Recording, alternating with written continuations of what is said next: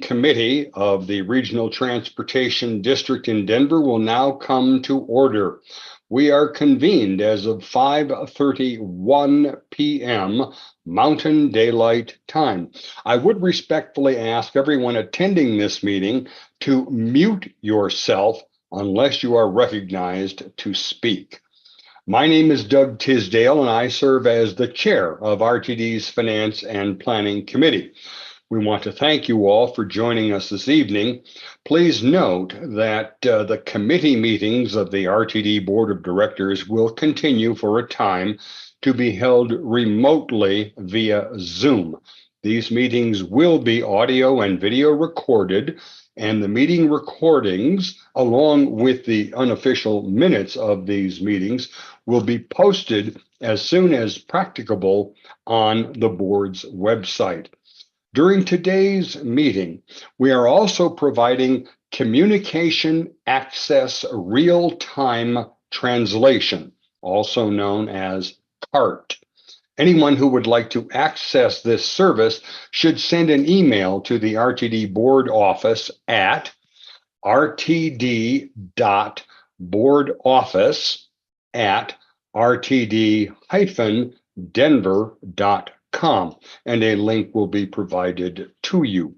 Additionally, the CART transcript can be automatically translated into Spanish for anyone who would like to have access to a live transcript of this meeting in Spanish.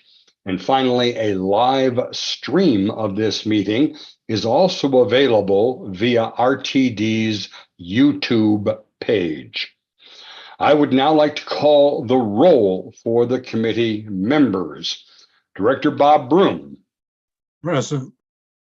Board First Vice Chair Peggy Catlin. Here.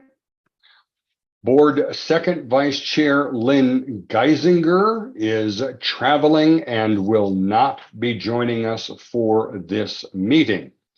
Next, Board Secretary and Committee Vice Chair Michael Guzman. Here. And Director Joyanne Rusha. Here. And I am your chair, Doug Tisdale, and I am present. For the record, I also see that we have our board chair, Eric Davidson, and Director Marjorie Sloan present. Are there any other board members present that I have not acknowledged? Chair Tisdale, this is Director Deschel, committee member. Thank you. Oh, sorry. Oh, I thought you know what? I probably skipped over that. I'm sorry. I thought I had called your attendance, and I apologize, Director Deschel. Thank you very much. All right. So we have all of the committee members except for Lynn Geisinger. We now turn to the public comment portion of our agenda. I would like to open public comment to anyone who would like to address the committee regarding any topic listed in the published meeting agenda for tonight's meeting or in last month's agenda. If you wish to speak and have not already done this, please either raise your virtual hand or press *9 on your phone. Please note that during this public comment period, the committee will not offer any direct comments or responses. However, if you would like to be contacted regarding your public comment, you only need to email the RTD board office at that same email address, rtd.boardoffice@rtd-denver.com. Now, let me ask, are there any hands raised at this time for public comment? Committee Chair Tisdale, this is Jack Kroll, Executive Manager of the Board Office. At this time, I do not see anyone here present with their hand raised. All right, and we have no one indicating a desire to speak who is on the phone. Is that correct also? That is likewise correct. All right, so there's no one who is present who has indicated a desire to speak, so that saves me a whole bunch of caveats that I would otherwise read into the record at this point. Let me ask now of the staff, whether we have received any email communications for tonight's meeting. Committee Chair Tisdale, this is Jack Kroll again, Executive Manager of the Board Office. We have not received any emailed communications in relation to this meeting. Thank you, Mr. Executive Manager. All right. Well, with no participants in the queue, then we will now close the public comment portion of our meeting. And we turn to the next item on the agenda, which is information from external entities. There is one external entity report on the agenda for tonight, and that is the public opinion polling presentation. I would now like to ask Michael Davies, who is our government relations officer here at RTD, to introduce this item and also to introduce our distinguished guests from Newbridge Strategy. Mr. Davies, you have the floor, sir. Thank you, Chair and members of the committee. Michael Davies, Government Relations Officer. I've been the project manager working with Newbridge Strategy, and that's Lori Weigel and Catherine Hahn who are joining us, and I will turn it over to them to present the presentation to the board. Mr. Davies, may I ask you please to check your microphone or your speaker? We're getting playback, some stadium sound with your audio. So if you could just take a moment to check that, and then we can go back to Ms. Weigel and Ms. Hahn for their comments, but double check that, but go on ahead and try again, sir.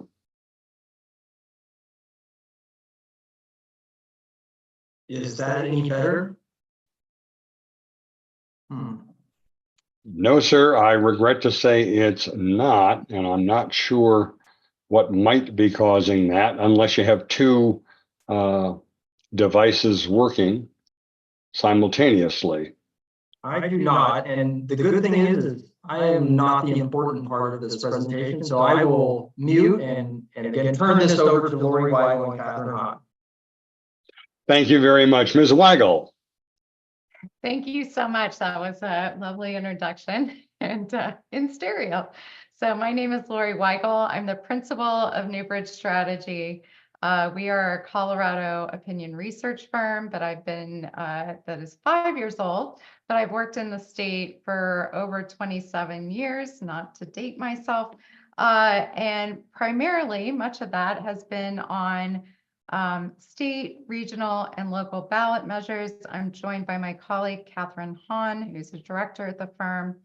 And we are going to share our screen, if that should work. It looks like it will work, because it's often easier to see a graphic demonstration of the data rather than me listing off lots and lots of numbers. So I just want to thank those who were involved and had input and provided wise counsel into what we tested here.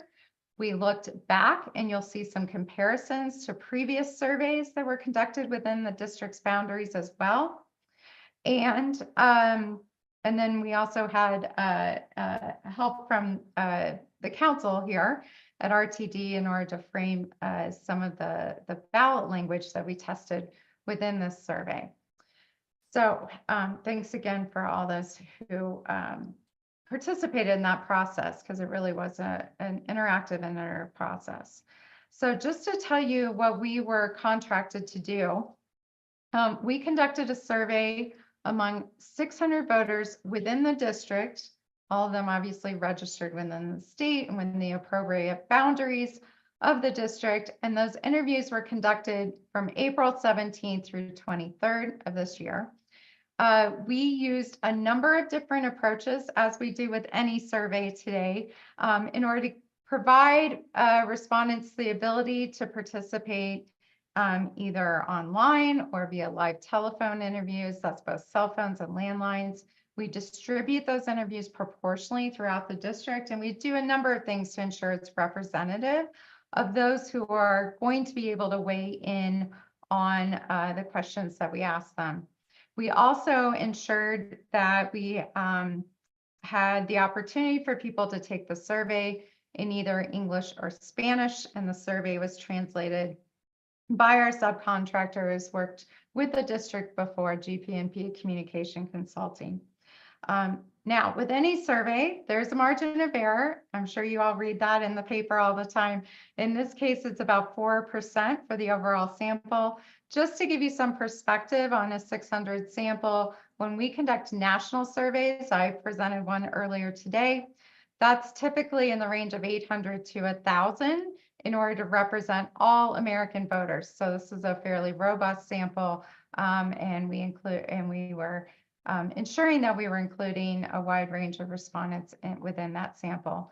I won't read all these numbers, but these are sort of the key demographics, including partisanship, education, some of the demographics that we ask people. And obviously we know from voter files where people are within the district.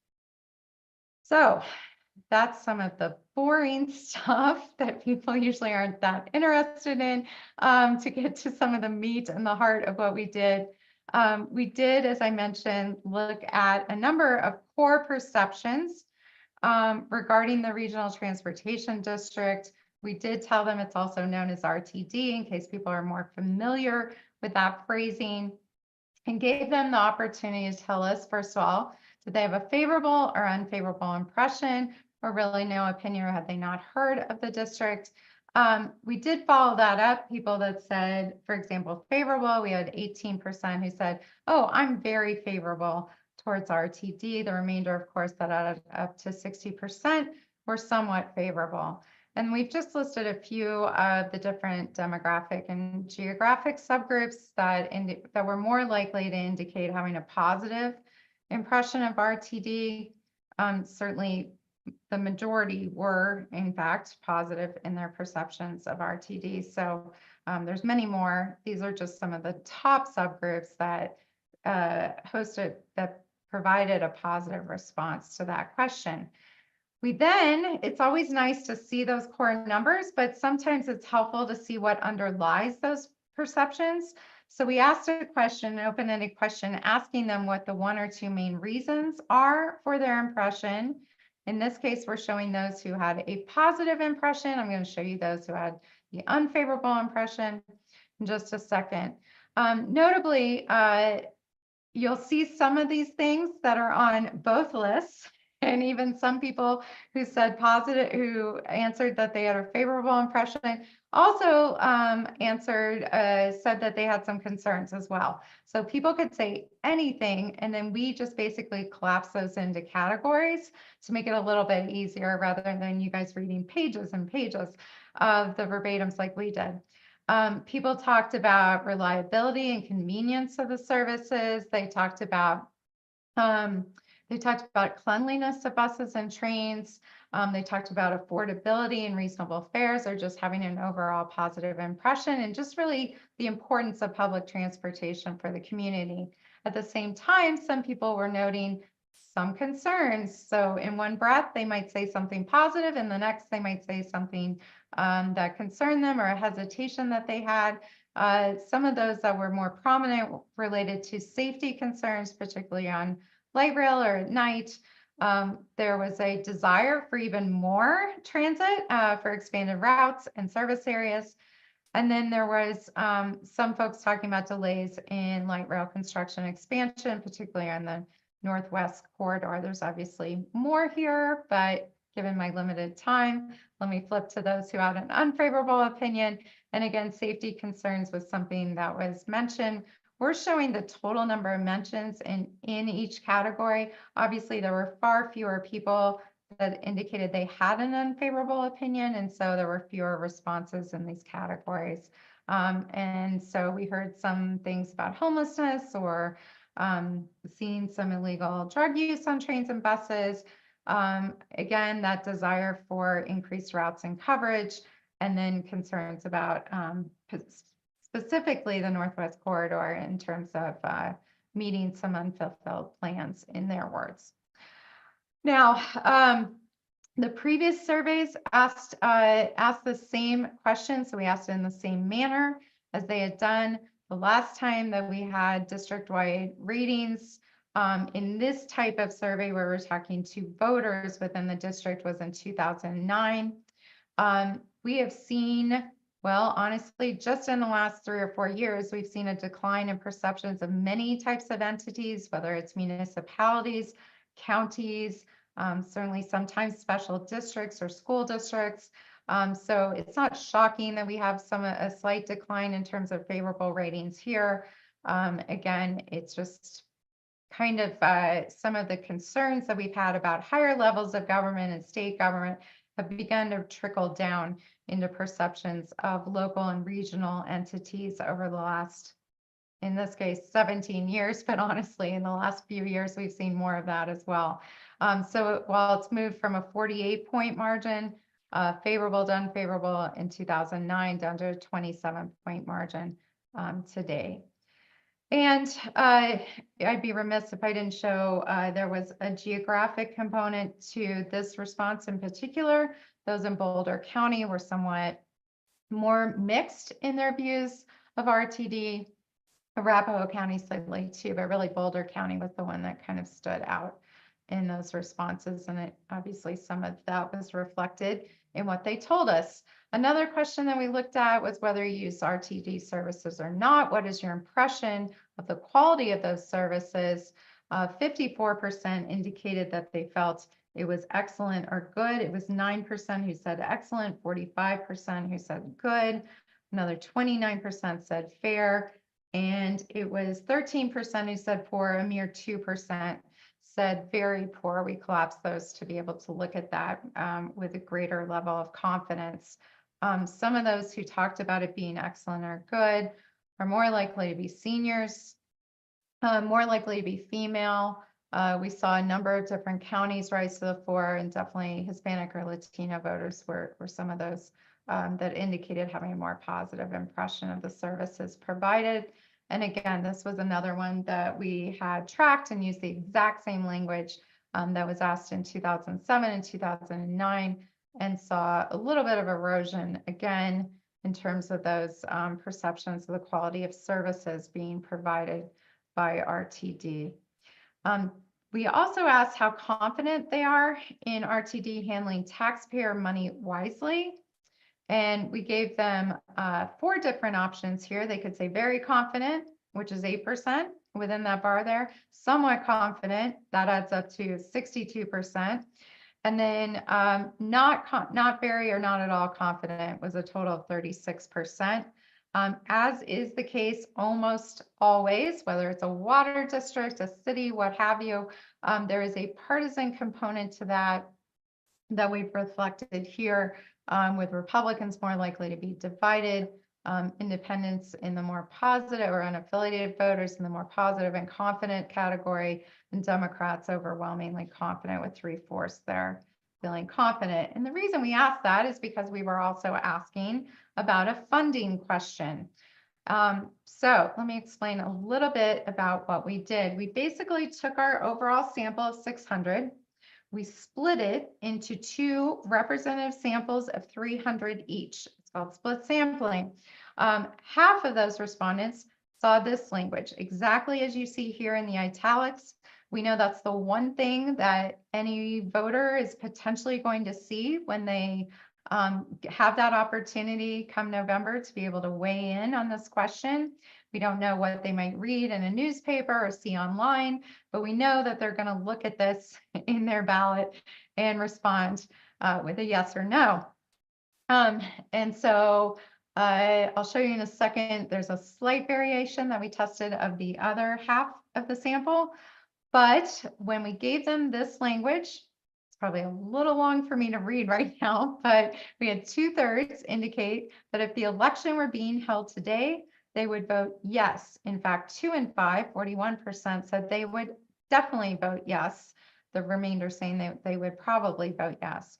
We only had 12% who said that if the election were being held today on this particular question, framed as it is, they would vote no. Another 19% were undecided. Some of those leaned yes, some of those leaned no, But again, we saw a really robust response. I will note that this language was again vetted by council and was carefully crafted. One of the key phrases in here, besides all the purposes that listed where funds would be directed, was also just simply talking about that it would not be a new tax or increasing the tax rate. And we've tended to see Colorado voters embrace questions where they where that language started out the question. So I mentioned that half the sample heard this one, the other half heard this one. The only changes underlined here is through and including December 31st, 2034. So this was basically a debrucing measure that ends in 2034. And in order to see if there was a distinction there, we didn't ask them, hey, do you want it to end in 2034 or not? Right? That'd be kind of an easy question for people to answer. So instead, half didn't see that language, half saw it. As you can see, it's basically within the margin of error of what we saw before. 71% indicated that they would vote yes if the election were being held today. 43% said they would definitely vote yes. And again, it was a very small proportion, only 14%, who said that they would vote no on this particular framing of the question. So basically, there's no statistical difference between these two questions in terms of their reaction to that language. So voters don't get to choose which one is on the ballot. That's the job of the board.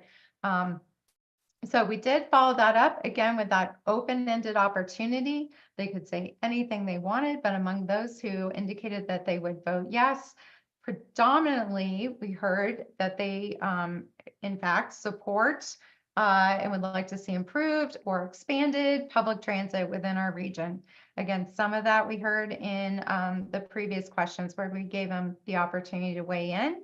Many thought public transit was important or necessary for our region. As a larger metro area, they felt that was important. We saw that some mentioned environmental benefits or accessibility for the disabled or young people who don't drive.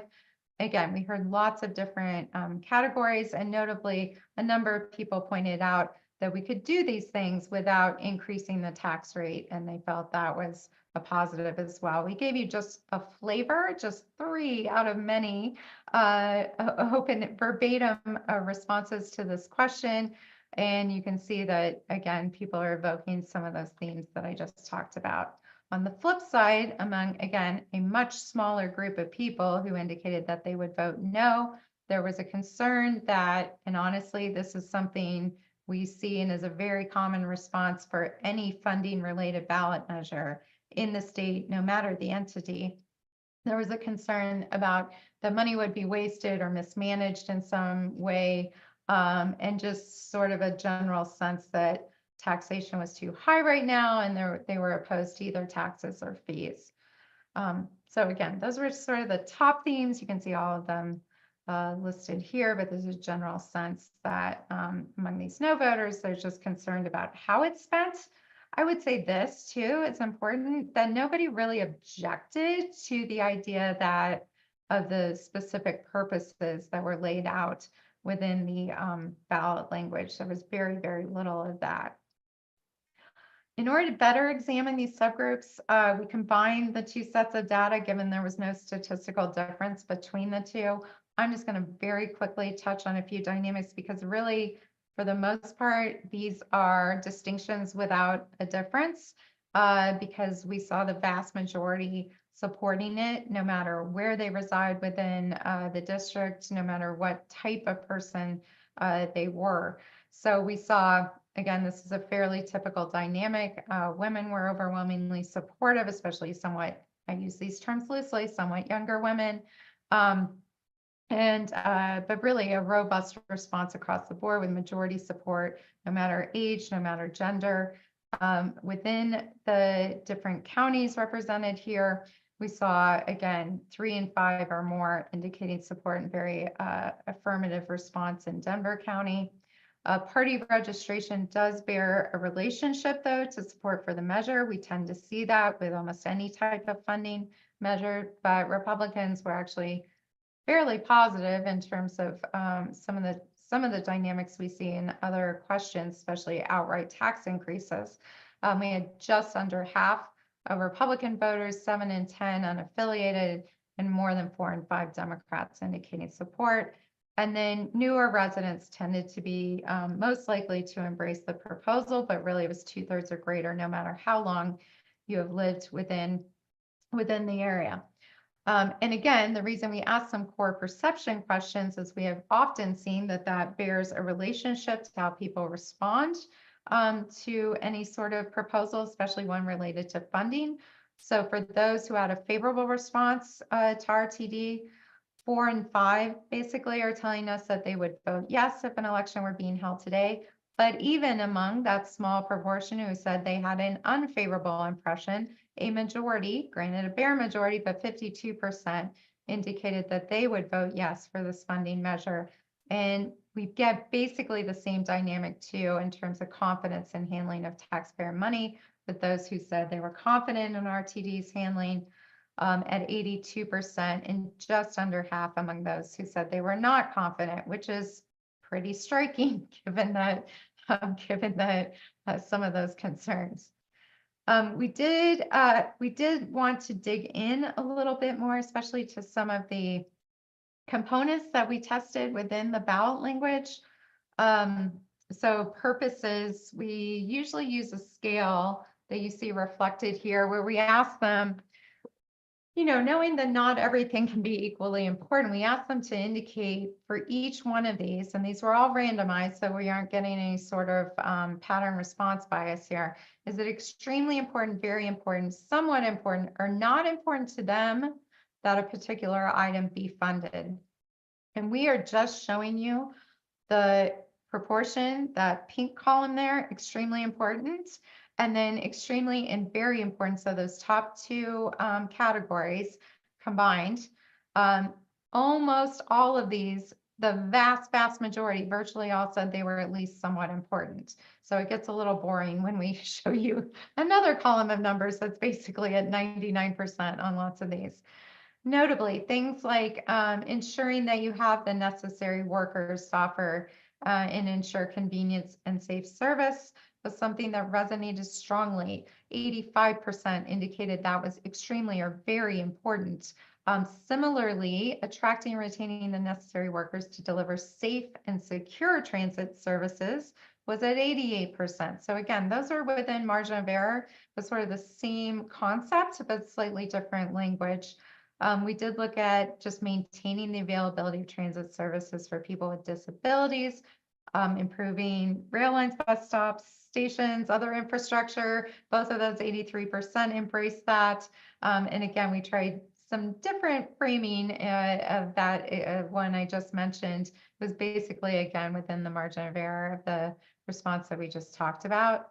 Slightly lower on the list, but not by far, really. We still had a majority saying it was extremely or very important, was maintaining the no fares policy for youth ages 19 and under. Sometimes when we look at funding purposes that basically address a need with a specific population, sometimes those can be deemed a little less important because we're asking them how to, you know, basically, how do you view this in terms of importance? So that was slightly lower, but virtually everything we tested was essentially 65% or higher in terms of people saying that these are extremely or very important, that funding be dedicated to that particular purpose.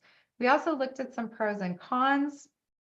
I know you guys have these in your packet, so I won't go through these in great detail, but there were a number of things. Usually we're trying to hit like 35%, 40%, saying something's very convincing in order to know that that is something that really resonates with people. The vast majority said that these are at least somewhat convincing as a reason to vote yes in favor of the proposal. Lots of these really met that test, and the idea that really that providing transit options not only benefits those using them, but also can benefit roads and highways, that it provides stable, predictable funding, and that we're giving people choices in terms of how they get where they need to go. and spending less time in traffic doing so. And then some of the air pollution benefits and climate benefits also resonated fairly strongly. And again, these were somewhat lower, but we had, 3 and 10 or more saying that each of these was very convincing, and basically around 2/3 or more saying there are at least somewhat convincing reasons to support it. On the flip side, we offered up some potential criticisms. There's only one that sort of met the threshold that I just talked about, that being very compelling as a reason to vote no against the potential measure. And that was a concern. I don't think you'll be surprised now, I've said it 3 times, about making sure that the Northwest Corridor is addressed, and making sure that those residents within the district fully receive the benefits that had been described in a previous measure to voters.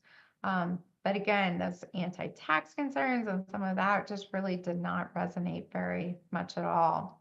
So support for the measure, when we look at them overall, really didn't move that much. It's, again, where we started, even though we gave people much more information than they had at the beginning of the interview and gave them pros and cons, we end up in about the same place statistically. We're at 67%, indicating that if the election were being held today, they would vote yes on that proposal. 43%, in fact, saying they would definitely vote yes.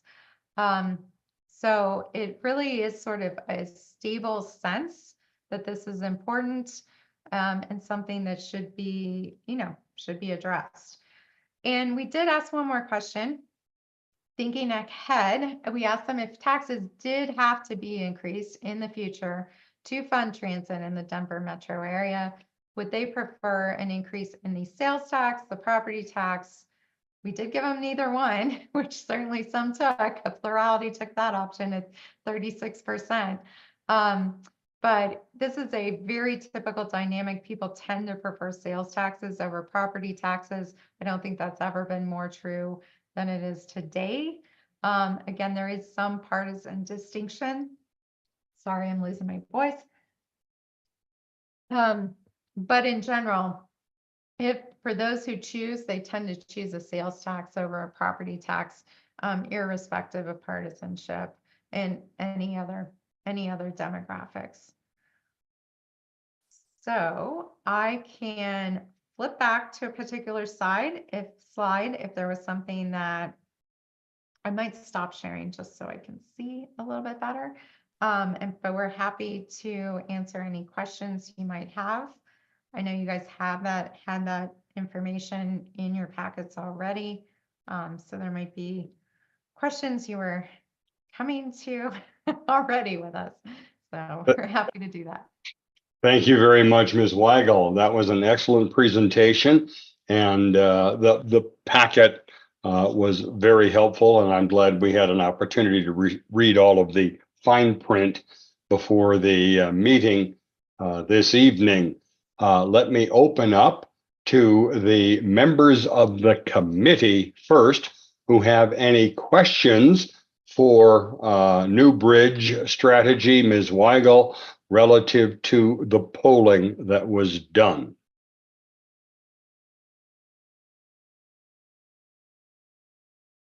I thank you for all not speaking at once too. That helps to keep this orderly.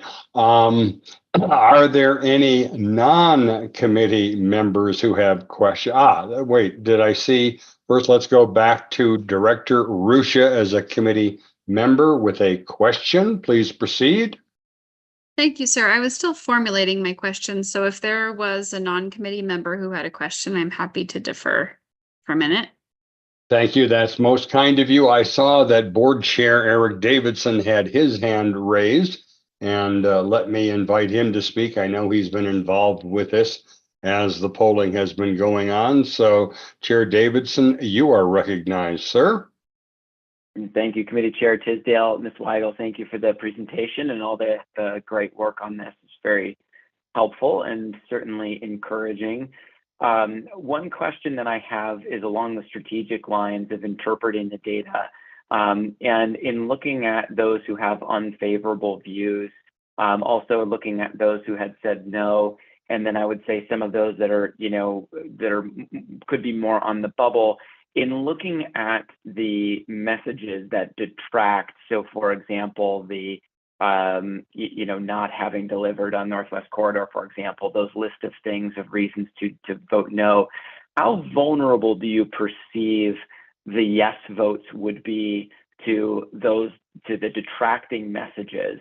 So in other words, should the board refer a measure to the ballot, to just say it more plainly, and should there then be an opposition campaign against the measure?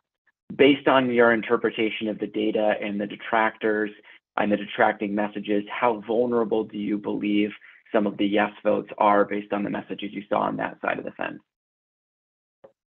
Yeah, so I think were this to be an outright tax increase where the language says, shall taxes be increased, and there's a significant number there, this would be a very different conversation, because it takes essentially, without increasing the tax rate, and that language takes away the major vulnerability that we typically see in a ballot measure.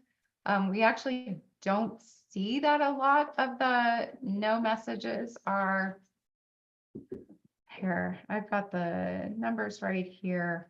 In terms of the no messages with no voters, just so I get to the page, I'm sorry. We have reams and reams of data here.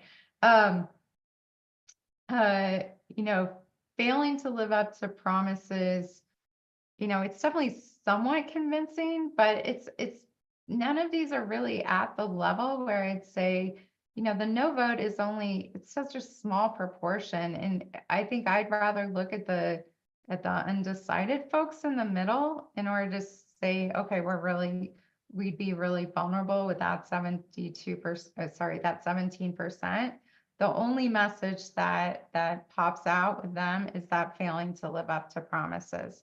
So I'm never going to say that nothing can't be beat. There's no guarantee, but it would, especially this year, with the number of ballot measures that are on the ballot, with people considering lots of different issues, there's going to be a lot of clutter potentially.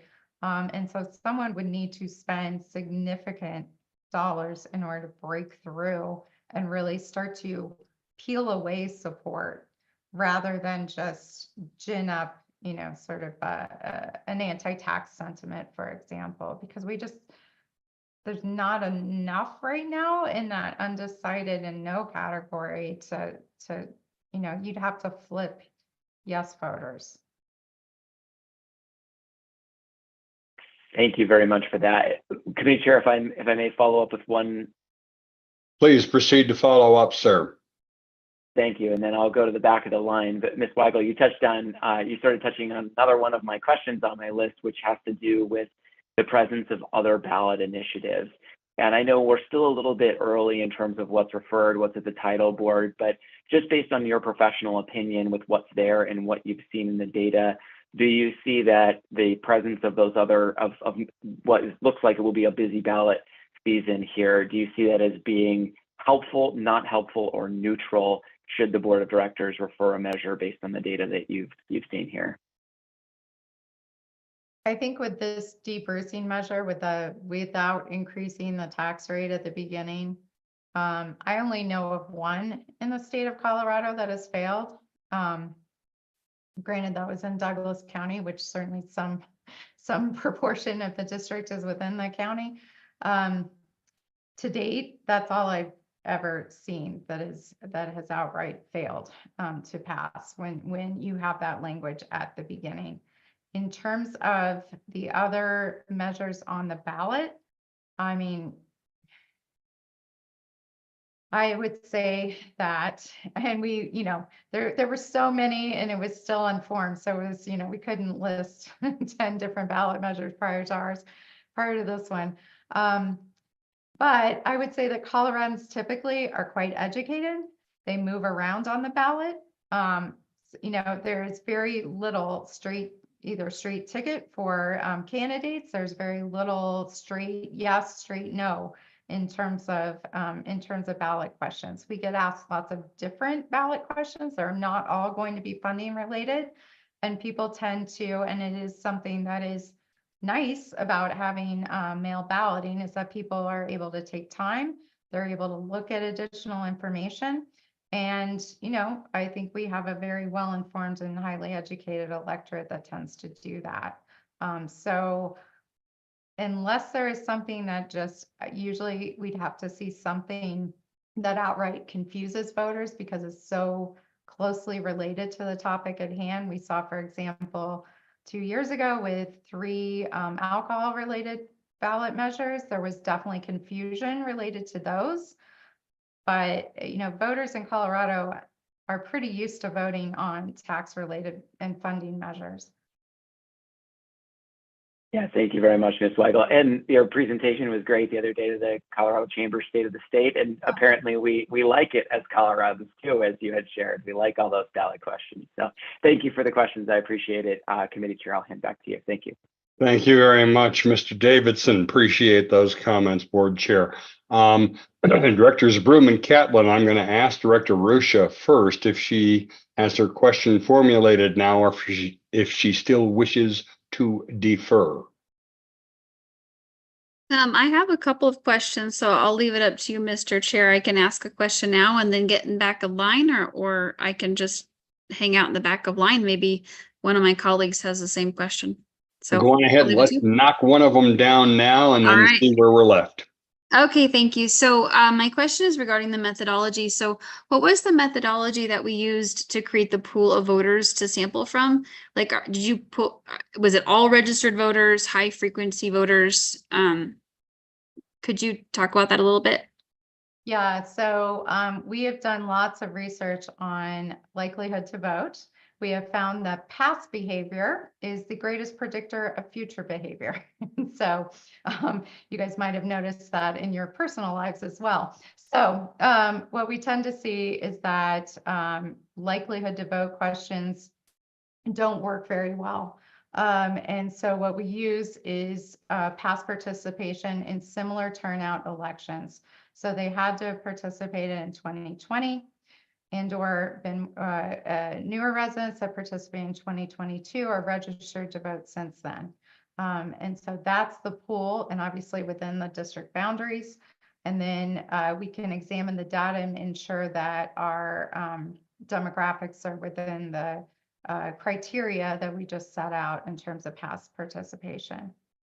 And certainly we're going to have some people. I have one in my household, a young person who is newly registered to vote and can participate in this election. So we include those new registrants as well.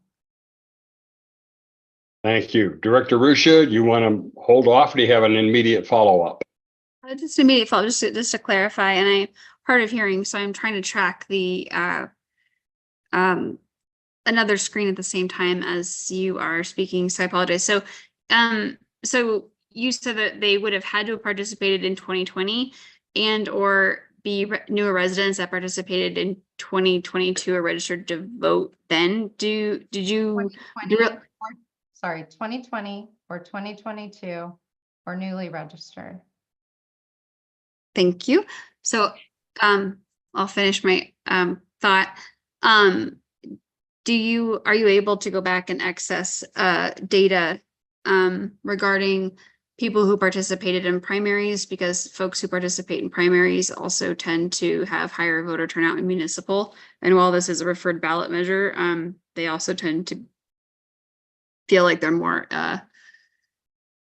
involved or educated. So I was just wondering if that is also information that you retroactively would be able to look at from your sample data. Well, we were looking at a broader November electorate, but we could definitely try and go back and look at some of the distinctions in terms of past voter participation. I'll make a note of that right now. I was just wondering if that would make a difference in if you did that cross tab, like in the answers that we got.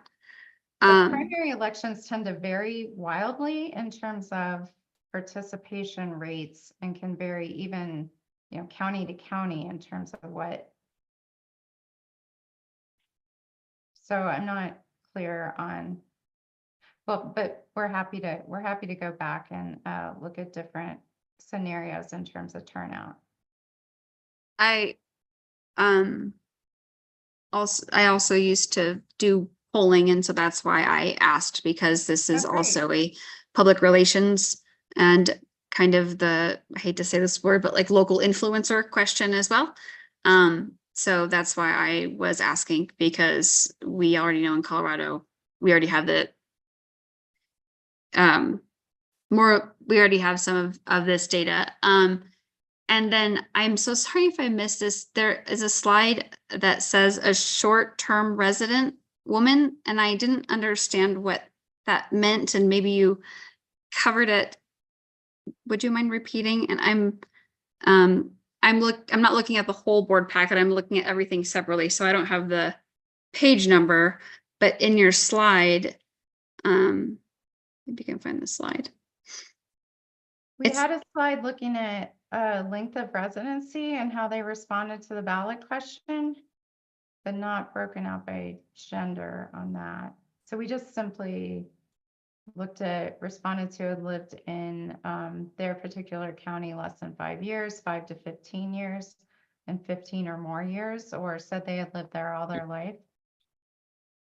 And we're looking at page 25 of the packet for that slide, if I'm correct, Ms. Weigel. Is that the one? Yes, I believe it's page 25 that you just addressed.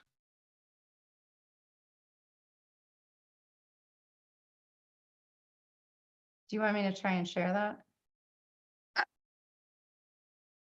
On the screen? I don't think we need to share it. And I think that Director Ruscia acknowledges that that's the page that she was looking at. And I'm just doing that for the benefit of the committee members and others so that they will know what specifically is being addressed there.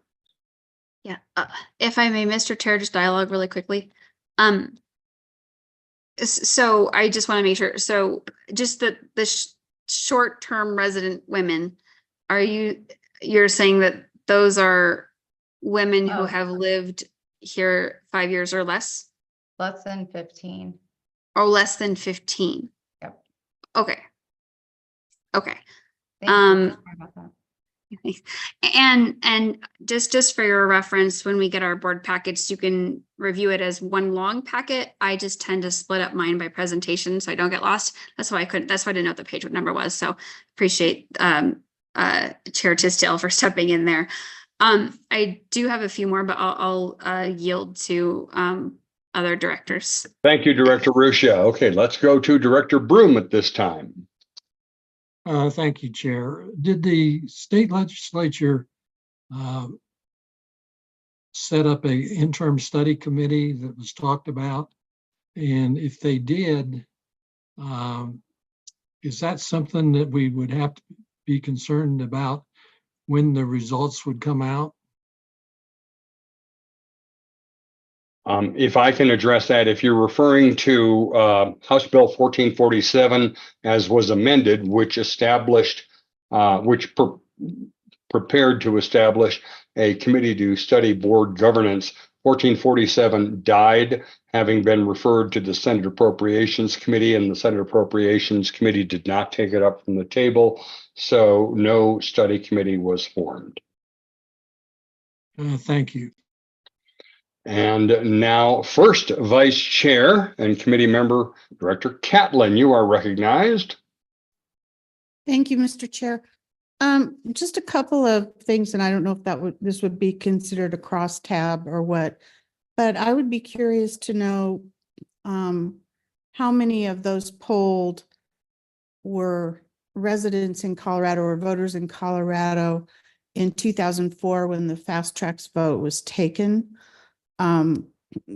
Because they might, I just don't know how their perceptions may or may not have changed. And then the other question I have, and this is kind of a nuance, we are talking specifically about the T-Rex bonds that were voted on in 1999. And I'm not sure that the people that were polled understand that differentiation as opposed to a wholesale debrucing for RTD.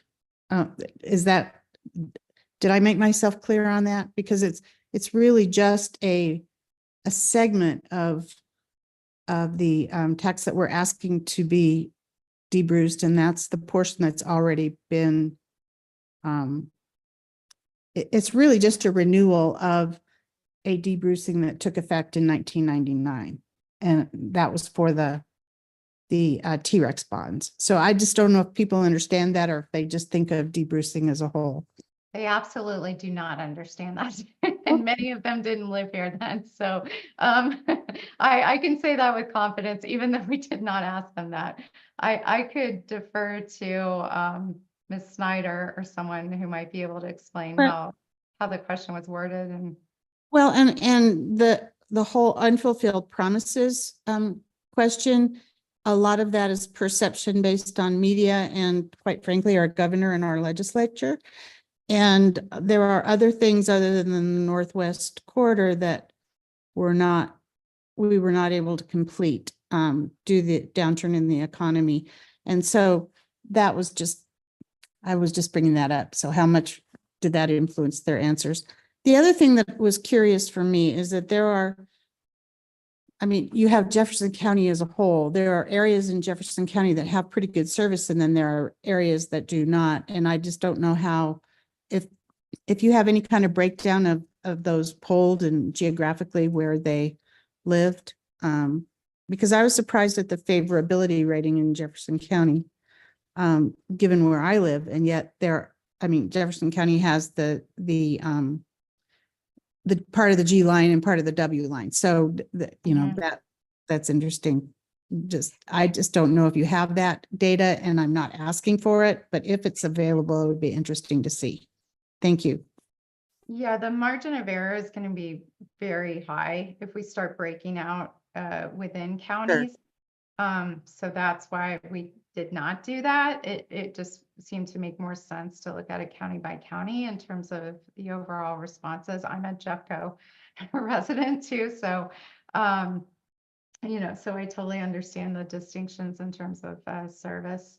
I will say that perception tends to become reality, and so even when people have misinformation, that sometimes that becomes their reality. But overall, these are very positive results. And I think, people are very much saying that they feel this is something that should be funded, and that they are, especially given the question placed before them, are saying this is something that they would vote yes at a level that is fairly rare this year.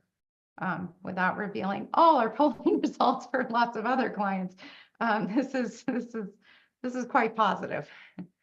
That's great. I really appreciate it, and I didn't mean to get into the weeds. I was getting a little bit too granular, I'm sure, but those are some nuances that I'm sort of aware of. So, thank you. I really appreciate the thoroughness of your work and the results. Thank you, Madam First Vice Chair. Some good questions there. And just as a follow-up to that, before I go back to Director Ruscia to see if she has a final question and perhaps a follow-up relative to the counties, because I notice that Douglas County was not called out and that it was part of the, quote, balance in the statistics for Broomfield, Douglas, and Weld. And as you know, Highlands Ranch is in Douglas County and my district, and Parker is in Director Bouquet's district, and Parker has twice sought to secede from the RTD with a legislative enactment. So we know that there are different things there, but we all also know that this is a straight popular vote. This is not an electoral college situation. This is a straight popular vote, yes or no, of the entire district. And so there are some different dynamics that play into that in terms of campaigning and analysis. Let me go back to committee member Rusha to see if she has any closeout question that she would like to pose at this time.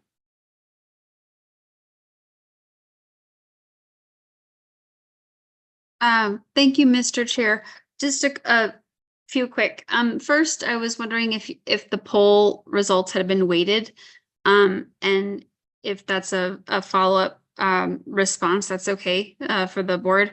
And I also just wanted to flag, and again, I don't know what packet page it is, but in the question, when you asked about if folks had a favorable or unfavorable opinion of how RTD manages its money, one thing that really jumped out was the unaffiliated, they're unaffiliated, not independent, but unaffiliated voters, because in Colorado, we actually have more unaffiliated voters than we do registered Democrats. And this is the fastest growing group of registered voters. But if you can see on that slide, their confidence in the district's ability to handle taxpayer money wisely. I was just surprised to see it at 57%. And I didn't know if you had any thoughts, on that. And Ms. Weigel, we're referring here to packet page 16, that Director Rusha has asked about if you have any further thoughts on that. And then we'll let Director Rusha do one last question before going to Director Guzman, our Vice Chair. And you are currently on mute, Ms. Weigel. Sorry about that. I was trying to be good and go on mute every time. 46% of the sample was unaffiliated. Sometimes people will, in the phone portion of the interviews, will simply say, "Oh, I'm an independent." So sometimes we use both terms in there to capture everyone. So you're saying you're simply surprised that it was 57%, meaning that you were surprised it was higher, or you were surprised it was lower, or?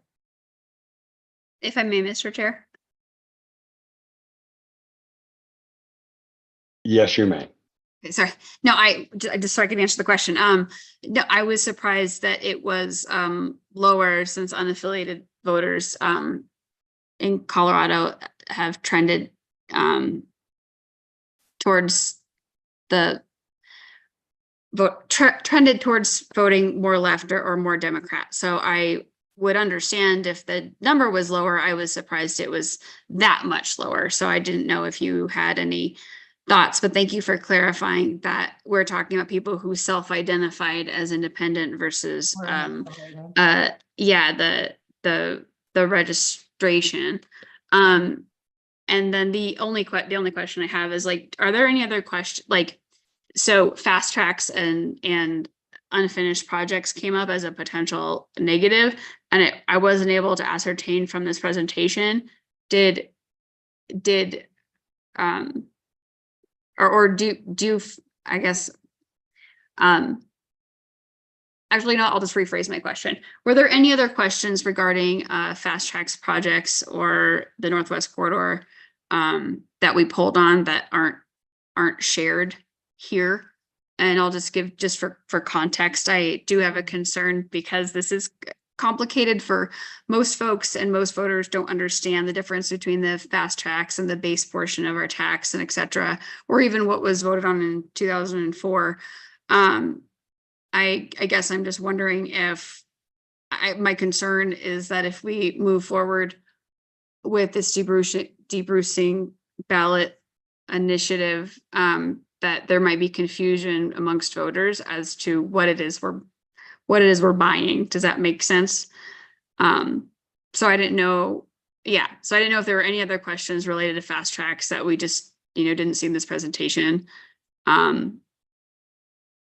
Let's give Ms. Weigel an opportunity to respond to that, and we'll close that out. No, there were no additional questions related to fast tracks. Voters in Colorado are often asked to vote on complex public policy issues all the time that they may not fully understand and or may need to acquire additional information prior to voting. So I'm sure you all will be communicating to them and providing that type of, neutral information in a non-electoral manner so that they have that type of background and information. But we've tested many debrucing questions, Dee Gallagher questions prior to that, legislation, and lots of other types of questions that are often fairly complex. And people vote on them every year. So I'm not, I read every single open-ended question. I don't recall anyone naming fast tracks or T-Rex or any of the other past measures. I hope that's helpful. Thank you very much. Thank you, Director Risha. Thank you, Ms. Weigel. Committee Vice Chair Guzman, you are recognized, sir. Why don't you finish up this hour of discussion that we've had on the polling results? Excellent. Less a question and more comment for everybody that's listening in from the Board of Directors. I think that this is a great place to start our conversation. I'm also really wildly fascinated by the fact that across the board, as a popular vote, that we seem to have the approval to do this. That messaging being key, that we are not going to increase taxes, but being allowed to keep taxes as they are so that we can improve services. I'm interested to see how this conversation moves forward. And Ms. Weigel, Ms. Hahn, thank you so much for your hard work and getting this to us. As we move into the next sections of our conversation tonight, I think it really does bear in mind the responsibility and the need that we have to work together as a board to reach out to some of our areas that are feeling a little bit more neglected, and to come with the truth and come with some honesty and come with a good dose of reality that none of this will work if we don't have funds to support it. And having that conversation and engaging fairly with our constituents all throughout the region are going to be a really key factor in making sure that we get this vote taken care of. Thank you. Thank you, Mr. Vice Chair. Appreciate your input on that. And yes, I think you have also expressed what all of us have felt, which is the numbers are, I hate using adverbs sometimes, but I think I'm compelled to. They're astonishingly high under the circumstances, although it may be that people have finally realized debrucing can and should be an effective mechanic available to public entities when addressing their current financial needs. Ms. Weigel, Ms. Hahn, let me, number one, express thanks to you, but also say, do you have any final words, any closeout that you would like to do on the polling? No, we'd just like to thank you all for the opportunity to work together, and we won't go away. So we're happy to remain a resource as you all consider your choices and options. Thank you very much. And I believe, as I recall, I think I saw that you're speaking to the Denver Chamber next week, or is it this week? I forget, but you're busy this time of year, so we know that. And Chair Davidson, let me acknowledge you then for a final word here. Yeah, thank you, Committee Chair. I didn't want to take up too much time, but I just also wanted to thank Ms. Weigel for being willing to come at the end of the month and remind directors that we'll again see some of this information at the full board meeting to ensure all of our colleagues see it, so that we go into June well informed to have some discussions and considering a potential ballot measure. So thank you, Committee Chair. Thank you very much. All right, ladies and gentlemen, that concludes our discussion on the external entity report concerning the public opinion polling. Once again, many thanks to Newbridge Strategy and Ms. Weigel and Ms. Hahn for being available this evening and sharing that information. Next, we turn to our update from the Revenue Diversification Working Group. It's time for our monthly update from the RDWG, and I will now recognize Board Chair Eric Davidson to present this item. Mr. Davidson, the floor is yours.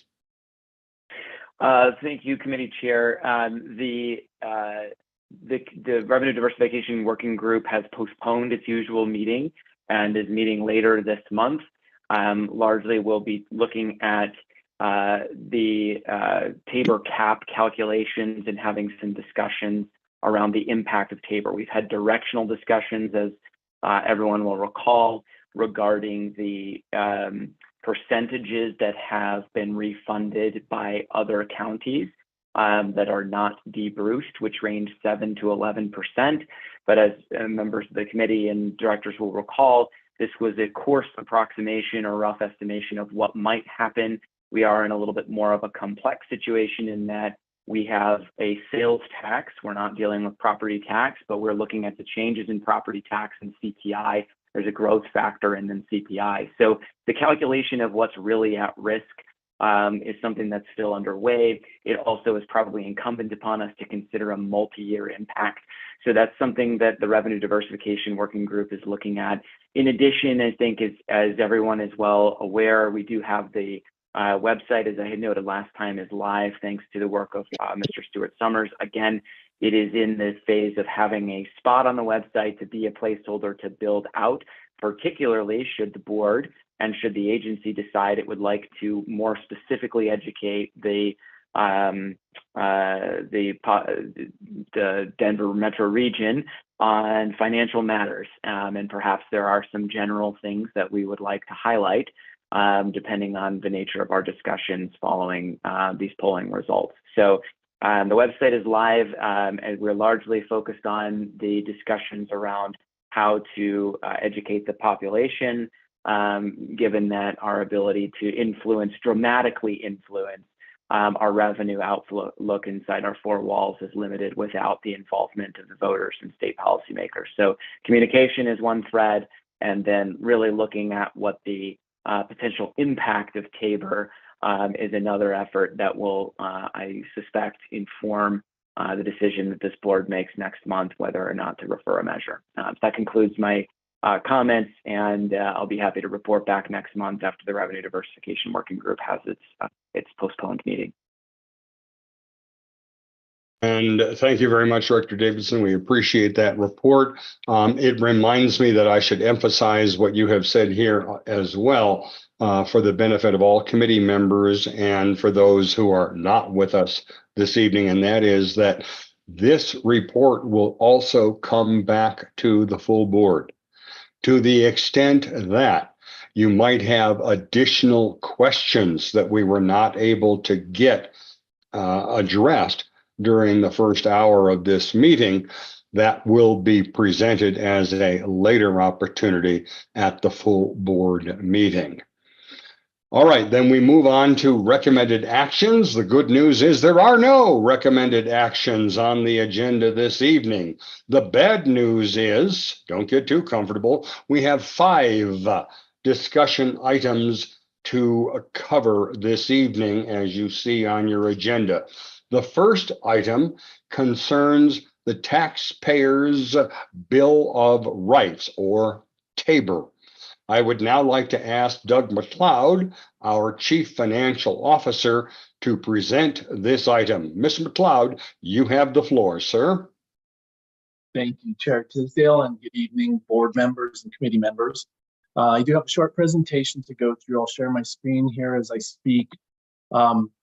This presentation is really dovetailing onto what Director Davidson, Chair Davidson had discussed regarding the work of the Revenue Diversification Group, as well as a follow-on to the polling results, just to give a refresher about what exactly the Taxpayer Bill of Rights is, and also to communicate some information that we've discovered through the work of the Revenue Diversification Working Group.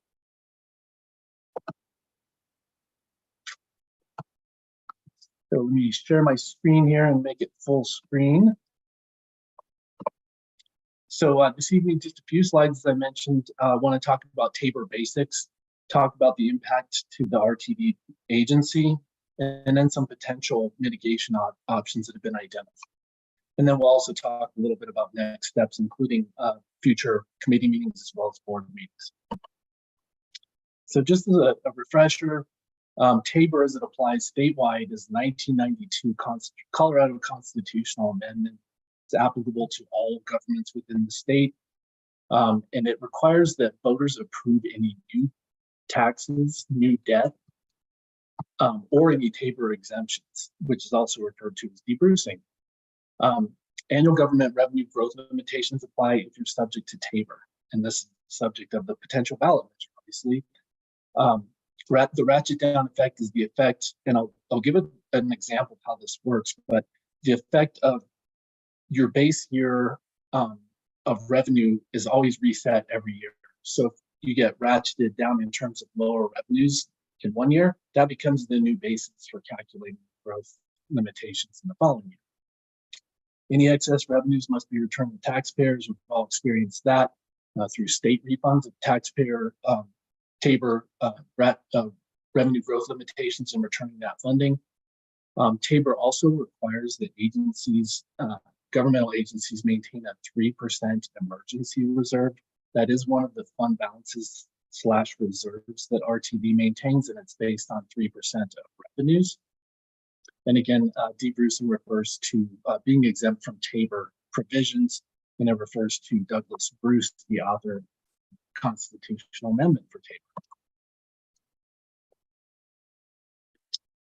So generally speaking, almost all revenues are subject to TABOR, but there are certain exemptions, and I've listed those here, and these apply to all governments.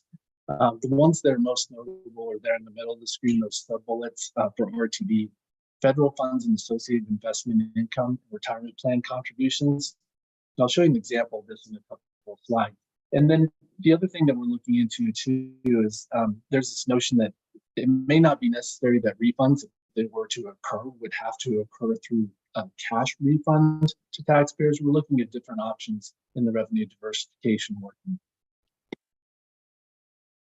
How does it impact our agency, TABOR specifically? So on the left side of this slide, you can see the revenues that are applicable to TABOR be our fares, which are about 5% of our revenue. Advertising and naming rights, that's even a smaller number. It typically is $6 to $8 million a year.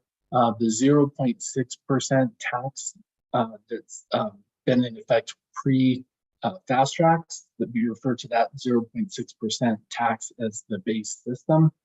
Investment income, and then any other miscellaneous revenue is also subject to TABOR growth restrictions. On the right side of this slide, you can see for our agency, what would not be applicable to TABOR. So the 0.4% fast tracks tax that was approved by the voters in 2004, the voters at the same time they approved the additional tax also debruced that tax through the end of the period required to pay off all fast tracks revenue bonds. That happens to be 2050, 205, as shown here on the slide. So that is exempt. However, it was specific. The ballot language in 2004 was specific only to that 4/10 tax. So the remainder of TABOR applicable revenues attributable to fast tracks will be subject to TABOR growth limitations at the same time as the base system.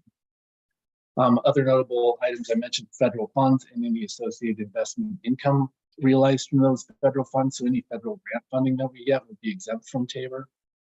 We can also take a deduction for any retirement plan contributions. So retirement plans being both pensions and our defined contribution plans that are a benefit to our employee. And then the other items are really fairly small or non-existent for RTD that are listed as sub-bullets. So this slide really talks about the annual revenue growth limit calculation at a high level. So I mentioned that there's a base year that we use to calculate TABOR revenues. So for RTD, what will happen is in 2024, voters in 1999 gave RTD a debrucing exemption on all the non-fast tracks tax revenues through the period it would take to pay off the revenue bonds base system essentially. That happens to be, the final payment on those bonds happens to be in November of this year. So past that point, RTD would be subject to TABOR under the current status. So in order to calculate those TABOR revenue growth limitations, there are two components to that, and it's the lesser of the increase year over year of the consumer price index for the local area, plus the change in real property value within the district, minus any construction, adding any, it's really the addition of any new construction minus any destruction of other property in additions.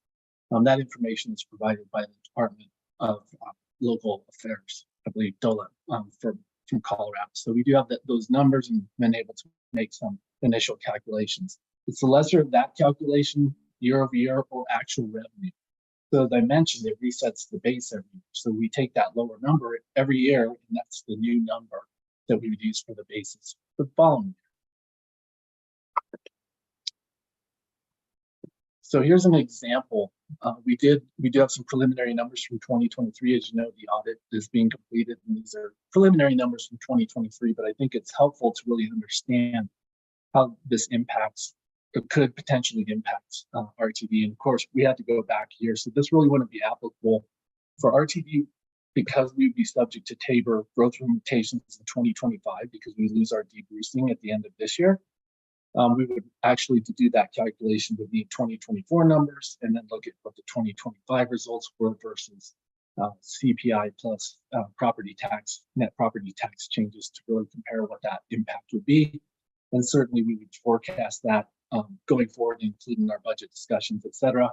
And that's one of the items that Chair Davidson mentioned that we're addressing through the revenue diversification work. So with this slide, what you can see is there's a column for the base system, which is the 6/10, column for fast tracks, which is the 4/10. Up at the top, gross revenue, coming down to gross revenue, those are all the revenues that RTD collects. So if you add base system of $819.9 million in 2023, plus the $443 million of fast tracks, total revenue collected in 2023 was $1,263 million. So then from that calculation, we take out the non-Tabor applicable revenues. So those being the 4/10 sales and use tax, which is the $343 million on fast tracks, and any federal grant funding, totaling $288 million. What you can see in the green box then is the net revenue subject to Tabor for RTD at this time. $631 million, which is approximately half of our total overall revenue at RTD. And I believe we've mentioned that fact in a few other discussions. So $631 million would have been subject to Tabor in 2023 had the Tabor revenue growth limitations been in effect. Below that, what we're showing is the CPI growth rate of 8.011%, which occurred from the prior year. So we have to use 2022 as our basis to compare it to the 2023 actuals. So we take the growth during 2023 CPI of 8.01% plus the local property tax growth factor, which happened to be 1.155%, for a total growth limitation under Tabor, had it been applicable, of 9.166%. We thereby come up with a calculation taking 2022 multiply 2022 revenue Tabor applicable revenues times the 9.2% to get to 687. That would have been our Tabor revenue cap for 2023. And had our actual Tabor revenues exceeded that, there would be a refund required. In this case, it did not exceed that, and I'd like to point out a couple of reasons why. So this is, I would describe as potentially a bit of an anomaly from what we historically see, because we know that inflation is at very high levels, 8.01% in 2023.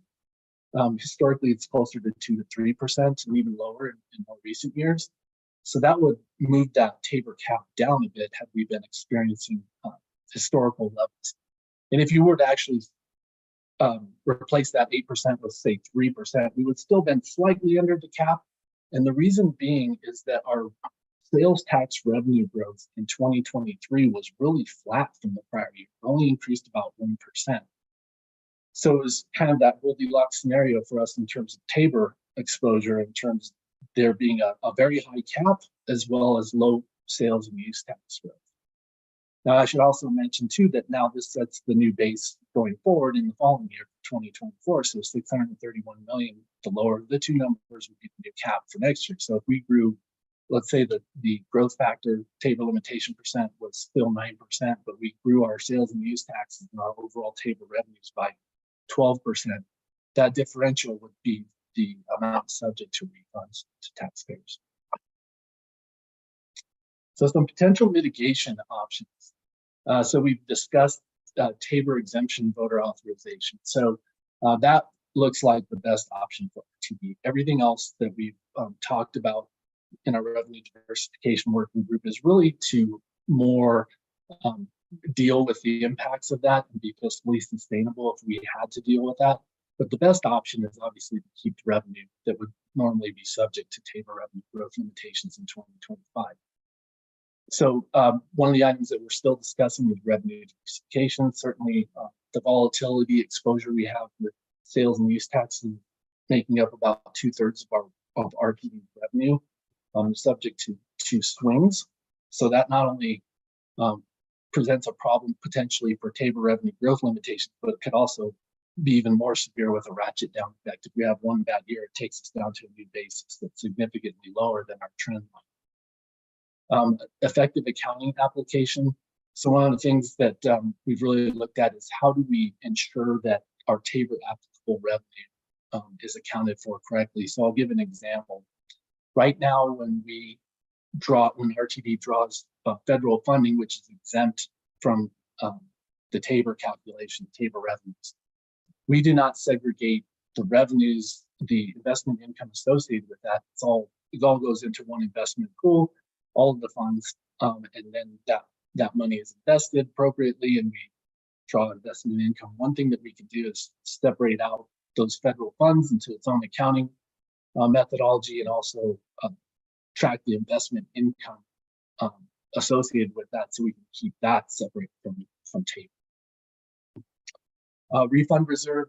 I do have a presentation a little bit later about some suggestions within our fiscal policy, but one of the things that we're also discussing is potentially setting up a Tabor reserve, separate from the emergency reserve that's required by statute. And by that, I mean, if we can come up with reasonable estimations, if we think there's going to be a Tabor impact, I think it would be advisable to consider setting up a reserve to pay that funding back in the following year, rather than budgeting all of our projected revenues, not accounting for that, waiting until the end of the year only to find out that we haven't accounted for something in our budget that we're potentially exposed to in terms of Tabor refunds. And along with that, we want to make sure that our budgets and financial forecasts are conservative. We've already included in our midterm financial plan a Tabor impact, not knowing some of these details. So we're trying to just not get ourselves in a position where we're overspending only to find out that we're overcollecting on revenue as well. And then again, I'll mention that non-cash refunds, there's some potential for possibly holding on to cash if we were subject to giving Tabor refunds, potentially items such as offering free fares. So that's still something that we're looking at in the revenue diversification work. The next steps, just to give the committee an idea what comes next. So has been mentioned at the June 11th Finance and Planning Committee, we have in the work plan a recommended action placeholder to potentially bring forward a recommended action for the ballot measure to de-Bruce. That still requires additional discussion. And then should that be brought forward and passed, it would be finalized by the board on June 25th. Moving into September, we also have fiscal policy recommended action to finalize the fiscal policy. When I present on this a little bit later, I think it's important to note that some of those fiscal policy concerns are at current state. We won't know, if we go to the ballot, we won't know what the results of those are until after the proposed budget and the 5-year financial forecast are presented, but we will have the opportunity certainly after the results of a potential election to go back and make adjustments. I just think it would be recommended to consider all options, assuming that Tabor will affect RTD, and budget and plan accordingly until board. So I've also listed the October. There's only the Finance and Planning Committee listed there because it's a discussion item with the draft budget. That also has to go to be presented to the public by October 15th by state law. Then the plan would be to come back in November at November 12th committee meeting for the 2025 proposed budget recommended action, and hopefully finalization and ratification of that budget by the end of November 26th. So thank you for the time, Mr. Chair, and that concludes my presentation.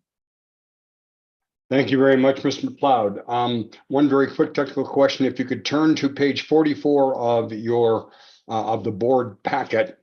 And I apologize, I forget which slide page it is. I think it's, wait, hang on, I have it.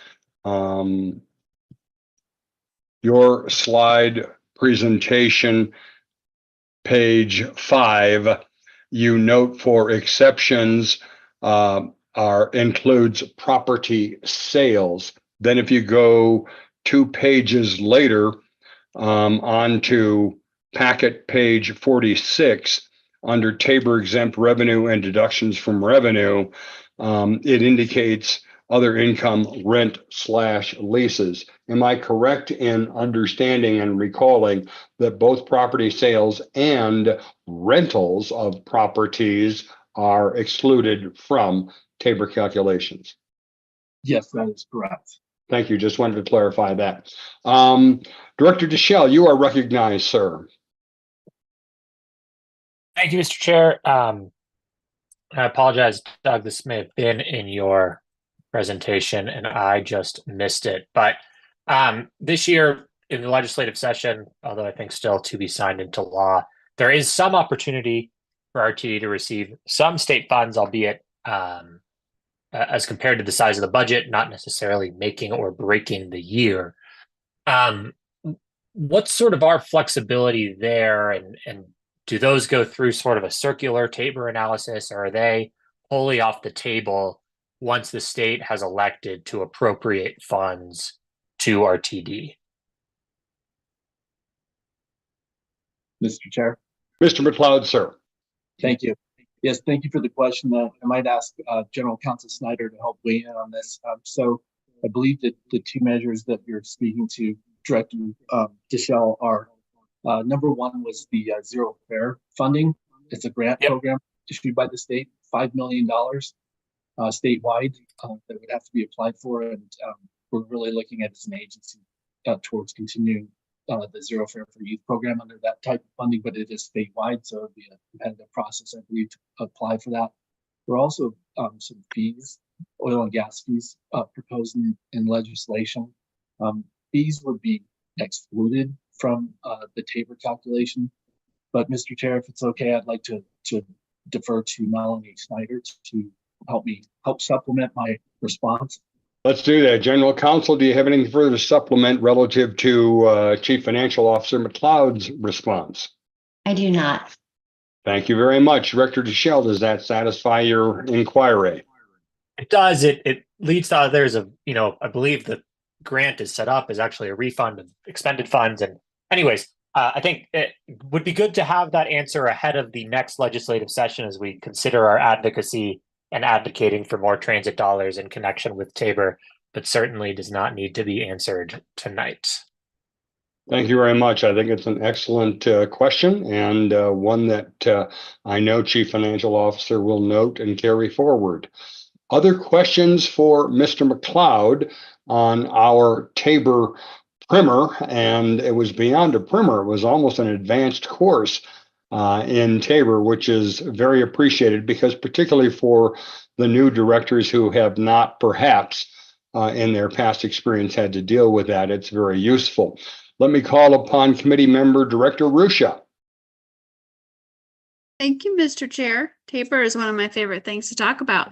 But this presentation was well done, so I just have a quick question. There was a reference under the exemptions, and I don't know what packet page, I apologize, but retirement contributions. Are those, so I guess I have 2 questions. Number 1, is that, does that also include represented employees? Does it matter the type of contribution? That is certainly a large item in our budget. Ms. McLeod. Thank you, Mr. Chair. Great question. And I should have caveated some of these exemptions as they apply to RTD. There's still a little bit of research that we need to do with General Counsel regarding those. We're using basic descriptions out of Tabor and some other information that we have. We also need to run through the revenue diversification working group. But you're right, presuming that those are a deduction, it is a substantial contribution that we that RTD makes each year. And if I had to guess, it's probably around $40 million for each of the all of the retirement plans combined. So yes, it would be significant. And I'm glad you brought that up because it's something to be aware of as well. As you remember, in 2022, the board authorized a $160 million pension payment. So it would be important that we consider those things when we look forward as a finance team to bring to you to indicate that, hey, you know, if we're planning on making a $160 million contribution, that's going to, because of the deduction, it's going to lower our base and could potentially, you know, impact our revenue growth limitations in future years. So we really need to be very careful about how we approach some of these things. Thank you. I just had one more. If that's okay, You may Mr. Chair. proceed to the follow-up. Thank you. Thank you. It's not the second question, not follow up to that, but thank you, Mr. McLeod. That's exactly what I was thinking of. I might be mistaken, so maybe this is just a follow-up memo or something council could address, but are there also exemptions like when we draw from reserves, when we move from when we move funds from reserves and spend them? Does that also factor into the exemption? No. And is it some, yeah. Oh, sorry. Okay, go ahead. Mr. McLeod. Thank you. No, it's really just based on revenue. So our revenue calculation. So if you were to look at our income statement, after we go through the audit, we would determine which revenues, which is why it's so very important that we account for things correctly and put them in the right buckets so that we're using the correct tabor applicable revenues. So it's really revenues, if we move funds between funds that we already own, it's really not considered revenue. So no, those funds would not be subject to that. But it's also important to note that we have to be consistent in our calculations. So once we land on a calculation, it's important that we're consistent from year to year in our application and calculation of those numbers. Thank you, Mr. Okay. McLeod. Yes, I think the point is that we don't count those dollars twice. They've already been calculated into Tabor when they came in as income. They go into reserve. When they come out of reserve, you don't count them again. That would be double counting on it. All right, other questions from the committee or any board member for Mr. McLeod relative to the Tabor discussion that we have before us now? Seeing none, we'll conclude that first discussion item. And just for those of you who are wondering, we will be taking a break after this second discussion item, which I'm not sure how long it will take. It's an excellent report. I'll give you a preview. It's an excellent report by Mr. Carl Green Jr., and we're very excited to hear that. Our second discussion item this evening then is the consideration of the draft Title VI Fair Equity Analysis and the mid-year program evaluation of our very innovative Zero Fare for Youth pilot program. And I'm honored now to call upon Mr. Carl Green Jr., our Director of Civil Rights, to present this discussion item. Mr. Green, you have the floor, sir. Thank you kindly, Chair Tisdale, and good evening, fellow Board of Directors and RTD staff. I'll go ahead and share my screen. Let's see.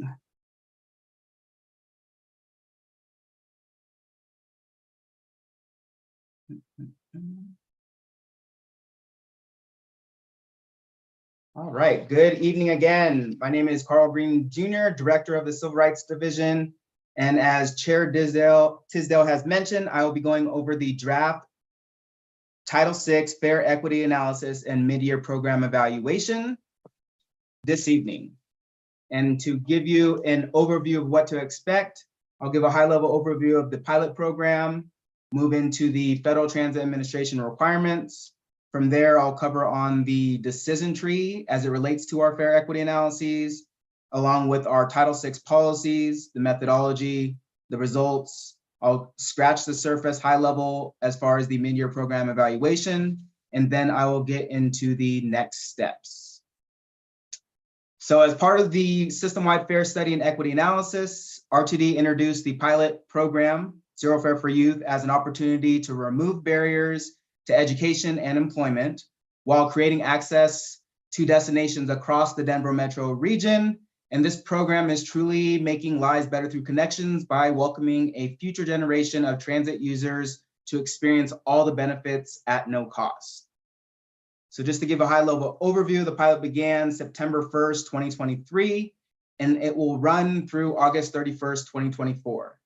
As illustrated in the blue table on the left, customers ages 6 to 19 can travel zero fare to any destination in the service area, and this includes paratransit customers. And then absent of this program or of this pilot, as depicted by the gray chart or table to the right, a 70% discount would be applied to youth fares as noted. And for example, this would be 85 cents for the 3-hour pass. So this brings me to the second subpoint, that in order for the continuation of the program after the pilot, external funding is required. And as noted on page 55 of the board packet, Colorado lawmakers introduced the Senate Bill 24-032, methods to increase the use of transit, dating back to January 2024, which is seeking to establish a grant program for the Zero Fare for Youth. And then should this bill be signed into law, RTD will be positioned to apply for the grant in July of 2024 to secure the monies for the adoption of a Zero Fare for Youth program. And then in turn, staff will be coming to the board of directors in June to present the formal change proposal. And then in advance of this discussion item, again, I will be covering the completed draft equity analysis this evening for the board's awareness and consideration. So now let's spend a moment on fare changes as it relates to the FTA requirements. The authority that sets the legal precedents is Title VI of the Civil Rights Act of 1964. This coming July 2nd will mark the 60th year anniversary of this landmark legislation, which provides non-discrimination requirements for entities receiving federal financial assistance. And then by virtue of the Federal Transit Administration or the FTA circular, it provides the directives to ensure that we are in compliance and we're upholding the assurances. And a key evaluation tool is the equity analyses. So this slide here provides the decision tree. This is similar to what is presented for service changes. It follows a 3-step process. The highlight that I would like to share here at this time is just the distinction between the fare change and major service change. As we know, the major service change requires a 25% change, but for fare changes, it's any fare increase or decrease, discontinuance, or the establishment of new fare media, which is described as the fare payment. So I just wanted to highlight that here. And you will hear from here on out, I may refer to Title VI populations, minority and low income as equity customers. And to give the definition for low income as defined by RTD, it's at or below 150% of the federal poverty level. All right, so in accordance with RTD Title VI policies, the determination of a disparate impact or disproportionate burden is based on the difference in impacts experienced by minority and low-income customers as a result of any fare price change or the average of multiple fare changes compared to the impacts experienced by the overall ridership. So the established threshold determination or determining the adverse effects on Title VI populations is 5%. So below the definition, we can see here, if it's a fare decrease, if it's greater than if the difference is greater than 5%, then that would result in a potential adverse effect on equity customers. Whereas if it's a fare increase, if it's less than 5% borne by Title VI populations, then that would result in a potential disparate impact. All right, so from here on out, it's a mouthful of saying disparate impact and disproportionate burden, so I'll refer to again as Title VI policies. Now I'll be getting into the methodology. So at a high level, the methodology compares the current fare to the proposed fare, and then what we're looking at is the calculation of the percent change or absolute change difference. From there, we are looking at the evaluation, again, all customers compared to equity customers. The data that we are utilizing is 2019 customer satisfaction survey to more or less discern the fair product usage rates as well as customer demographics, whereas we're using ticket sales and revenue data to capture the fair payment type via ridership. And I just wanted to highlight, as we were preparing for the Zero Fare for Youth pilot program, we reached out to the FTA to garner their approval on our methodology and approach, and they approved of our approach dating back to June of 2023. And then just to highlight again, the last bullet point is utilizing our policy thresholds to assess the impacts on Title VI populations. Now now that we're grounded in the policies and methodology, let's take a moment to discern how the thresholds are applied using an example. So with that in mind of the 5% threshold to evaluate possible impacts, we can see by the orange or the red box that is capturing the graph here, we can see that there is a 6% delta where the average fare increase for minority customers it's 25% compared to the overall customers, which there is a 19%. So we can see that because it exceeds that 5% threshold for a increase, this would result in a disparate impact. Conversely, when we're looking at disproportionate burden, we can see that low-income customers have a 22% increase in average fare compared to 19% for overall customers, and the delta here is 3%, which is below that 5% threshold, so it wouldn't result in a disproportionate burden. So please, the note here, overall customers are inclusive of minority and low-income customers. I just wanted to call it out here. In the way in which we do our average fare analysis, this looks at the proportion of equity customers in comparison to the overall ridership. All right, at this point in time, as noted in the board packet, there is the first attachment, which is the complete draft fare equity analysis. But specifically, I wanted to highlight on packet page 67 that the equity analysis or the draft equity analysis only includes Zero Fare for Youth.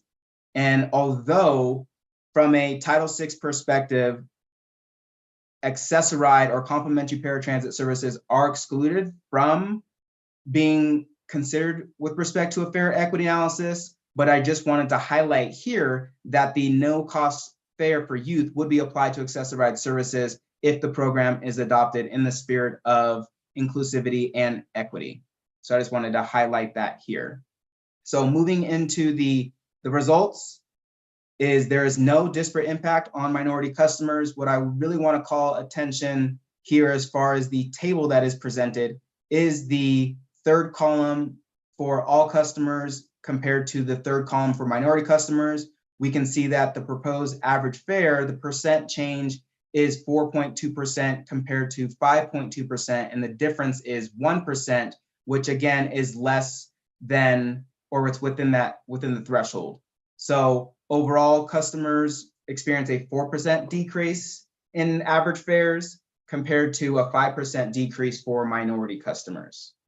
So similarly, the results for there's no disproportionate burden on low-income customers, specifically youth customers, and we can see that the difference here is less than 1%, and there is a overall 5% decrease for low-income customers compared to a 4% decrease for the average fare for overall customers. So now let's get into the findings that is presented here. There is no adverse effects, again, on minority or low-income customers. And what we can see is the average fare paid by minority and low-income customers remains lower than the system-wide average fare. So what we're looking at is the totality of all of our fare products across the different categories, adults, et cetera, our discounts. And what we can see here, overall, there's a 9% lower for minority customers compared to all customers. And as we look at low income, there's a 20% lower fare for low-income customers compared to all customers. So now let's get into the mid-year program evaluation. And as we measure program effectiveness, I just wanted to highlight here that staff implemented several evaluative methods to better understand youth and or family travel behaviors and experiences while using RTD services, as well as the impact of youth ridership as a result of the pilot program. So this is just looking at a couple of different tactics. What we're not looking at is fare revenue impacts that will be presented next month, but really we're just looking at ridership impacts. So the first method that we utilized was a survey. So we administered this between October 16th, 2023 and March 15th, 2024. We received over 232 completed surveys. It was offered with both in English and Spanish. And then as a measure, we also translated the documents to all of our remaining 20 safe harbor languages, and that were available upon request. And as you can see here, the demographics, 29% Black, Indigenous, people of color, and then 32% low income. And then some of the high level key results, I just wanted to highlight for the folks that we're currently using that participated in the survey. 78% indicated that they will be using RTD services more frequently. And for the folks that never utilized our services, 68% noted that they are somewhat or very likely to use. And then 86% of the respondents are somewhat or very satisfied with RTD services. And then with looking at travel patterns, 42% are traveling to school, whereas 30% are traveling to either social and recreational activities. There were other listed destinations, but these were the top ones with respect to school or social or recreational activities. All right, so now we'll be getting into youth ridership routes. So dating back to December 2022, the Transit Management and Design Inc., they completed a capacity utilization analysis. And this was completed during the system-wide fare study to get an assessment of potential whether there would be any impacts on crowding or load factors. So we completed this analysis, or by virtue of TMD, and it indicated through RTD estimates that there are about 26 routes that are deemed high youth ridership routes. And then out of this 26, RTD currently operates 13 bus routes, which are indicated on the right in bold. And those included additional trips, which we deem as trippers during the school year. So there's a little bit of math there where there's 28 identified high youth ridership routes. And so I just wanted to highlight that here. And as such, these routes are targeted to youth riders. And then the graphic on the left highlights those within the January 2024 run board or network, where it indicates those 28 routes, along with indicating by virtue of whether it's yellow dots for high schools or green coloring as far as college campuses. So it just gives you an indicator of where our high youth ridership routes are in comparison to our academic institutions. So now let's get into service and ridership. So the time period was September 1, right when we launched our pilot program, September 1, 2023. And at the mid-year point through February 29, 2024, we leveraged a couple of different data sources, i.e. bus operator counts through operator observations using our fare box. And then we looked at system-wide boardings through our automatic passenger counters to look at fixed route boarding specifically on our bus. So as we can see with the findings, which is also demonstrated in the graph to the right, the youth counts increased by 57%. When we started, it was about 105,000 in September, and it jumped to 165,000 by the end of February 29, 2023. So this is a gain of over 60,000 customers. In comparison to the automatic passenger counters, we noticed that it was representing about 5% of our system-wide bus boardings. All right, so moving into the youth ridership and demographics, again, utilizing our bus operator counts. The table here demonstrates the top 10 bus routes with regards to targeted school schedules and high youth ridership. And then as noted if you look at the table here, there are two columns, minority percent and low income percent.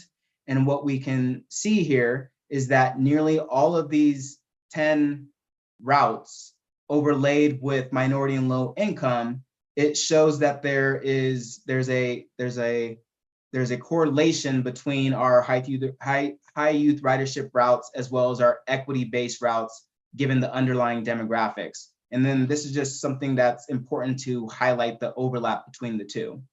And so I just wanted to highlight that here. And then one last mention is the service district average for minority is 37.5% compared to low income, which is about 14.2%. Now I'll be getting into the public outreach and engagement efforts. So I just wanted to highlight, we did not skip a beat. Stemming back to our system-wide fare study, we continued on with our outreach with respect to the Zero Fare for Youth program, and it was conducted by a cross matrix of staff across various different departments. So overall efforts took place between June 3rd, 2023 and March 13th, 2024. We formed partnerships with a number of different youth service organizations, about 124 throughout the service area, 39 recreation centers, and about 40 different libraries to promote the program. And then staff participated in over 60 plus community events, and RTD also held RTD pop-up events at various locations.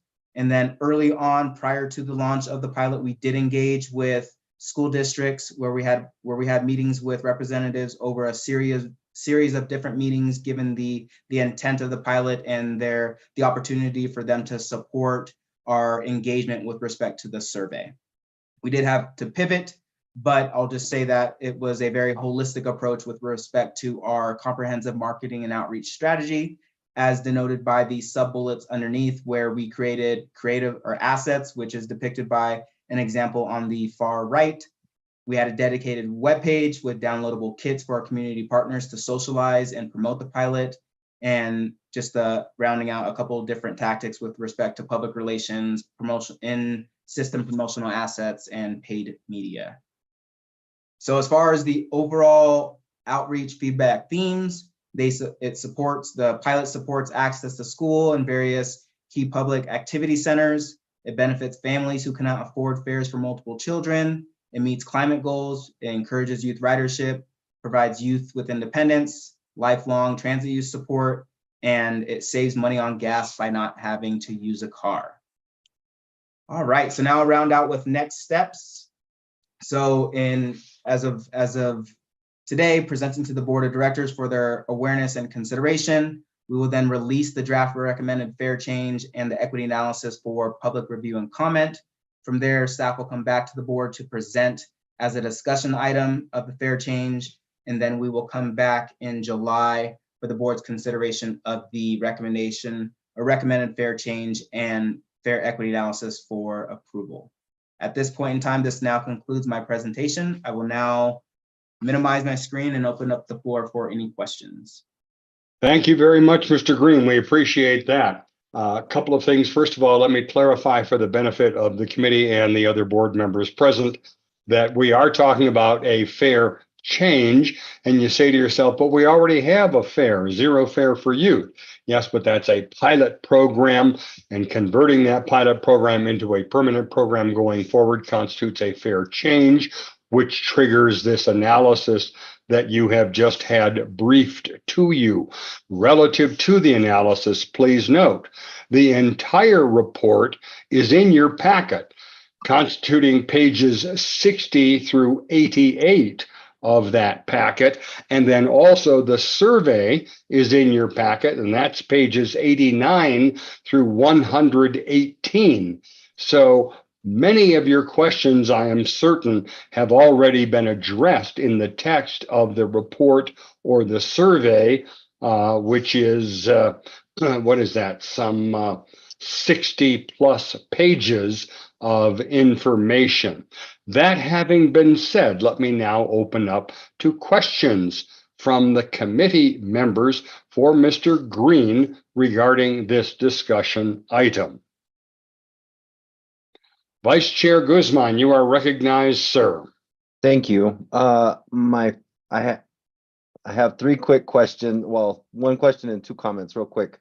What is the current cost of this program I remember voting on this, but I don't know if I have the correct number in my head. Mr. Green, I think you have phoned a friend, and CEO General Manager Johnson is prepared to respond to that. Thank you very much, Mr. Chair, and good evening all. Deborah Johnson, General Manager and CEO. So as we forecasted the cost of this program, Director Guzman, it was roughly between like 5 to 7 million, contingent upon how many students we anticipated utilizing the program. Great, thank you. On slide 18, packet page 136, thank you for that information. In particular, the high level of youth ridership routes. I just, the fact that the skip, the jump, and the dash, and the northbounds are all on there, and part of this conversation is really good because it's not just local bus routes, but those are very specific in our region, and I think that needs to be highlighted to a great extent, and the usage and how it's broken down between minority and low income riders. Thank you very much for that information. And finally, if you don't, and if you have not read through the 60 plus page packet, please read that report. Mr. Green, you and your team deserve great kudos for being able to pivot so quickly and really not giving up on getting that feedback and information. This was really thorough and well-documented feedback from our communities. And I did spend a lot of time digging through this. So I just want to give you that high five and thanks for not letting this one slide by. You did a really outstanding job here. Thank you. Thank you very much, Chair. Mr. Green. I just want to say thank you, Director Guzman. I will accept the high five. I appreciate it. That's good. And that is a high five that you can take from the committee as a whole, I assure you. Other committee members who wish to opine or question relative to this item. Director Ruscia, you are recognized. Thank you, sir. So I understand that when we do a Title VI analysis, like a fare analysis, we're looking at all categories of fares.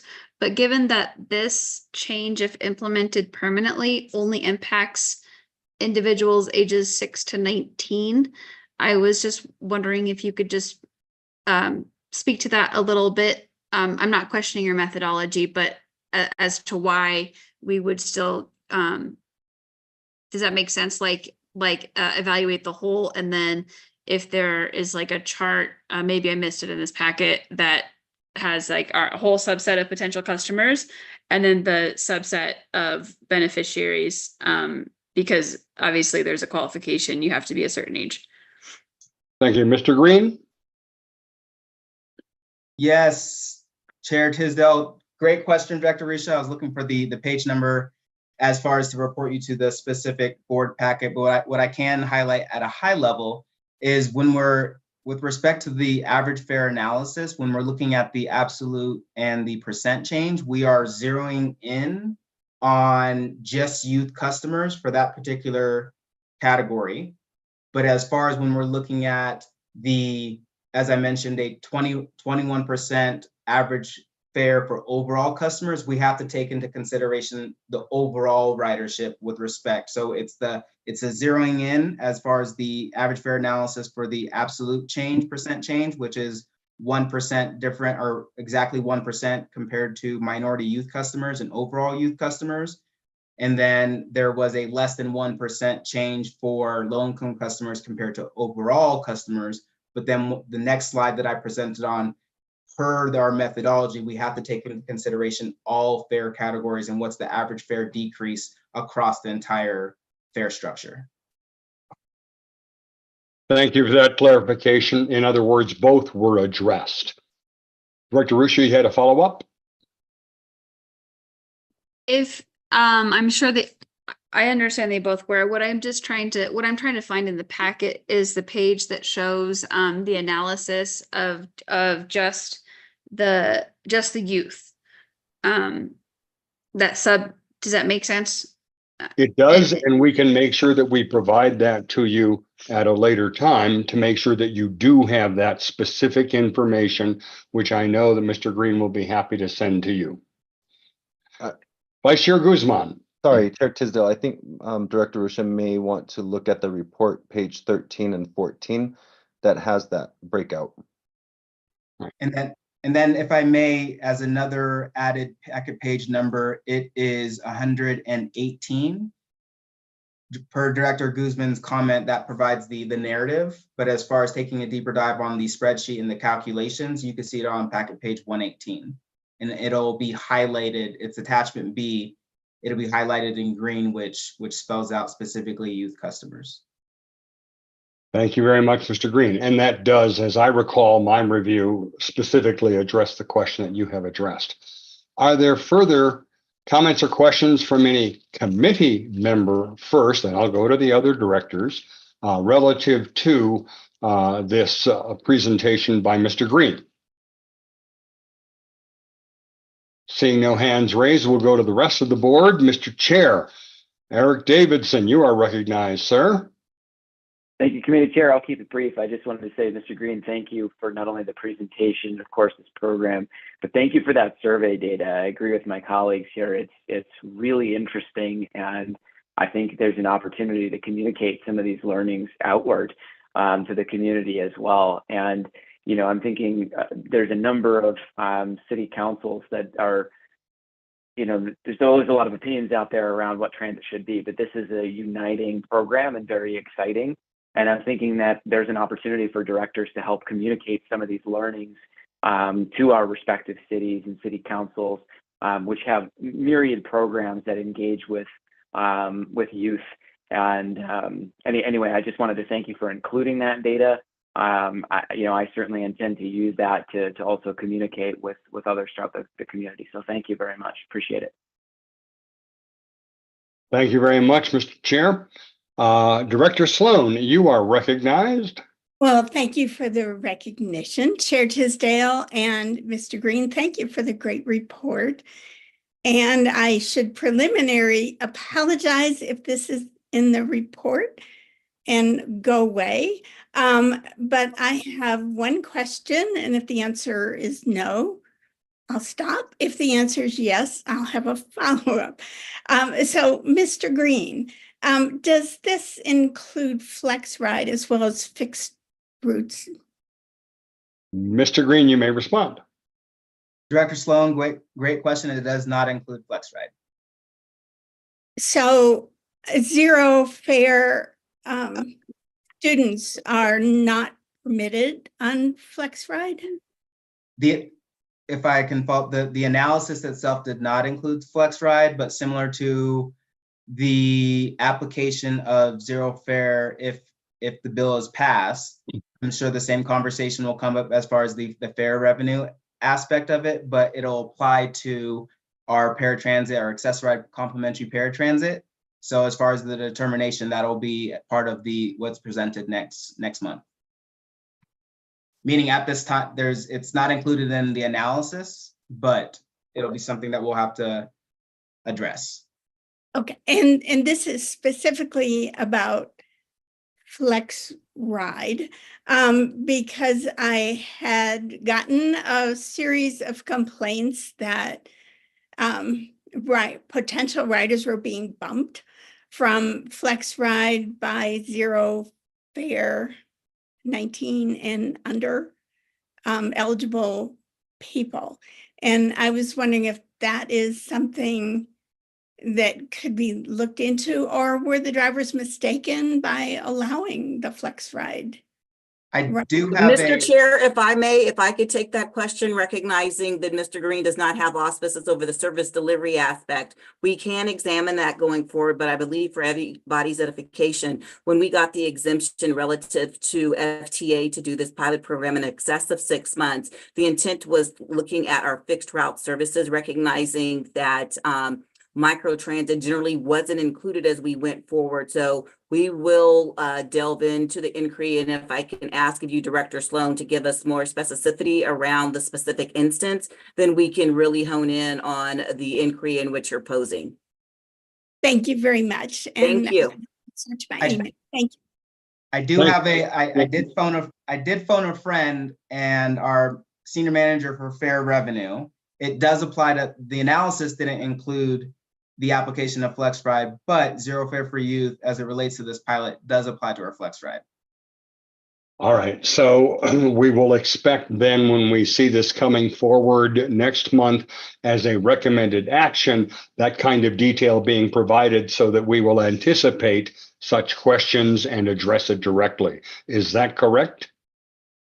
Yes. Thank you very much. That's a good affirmation.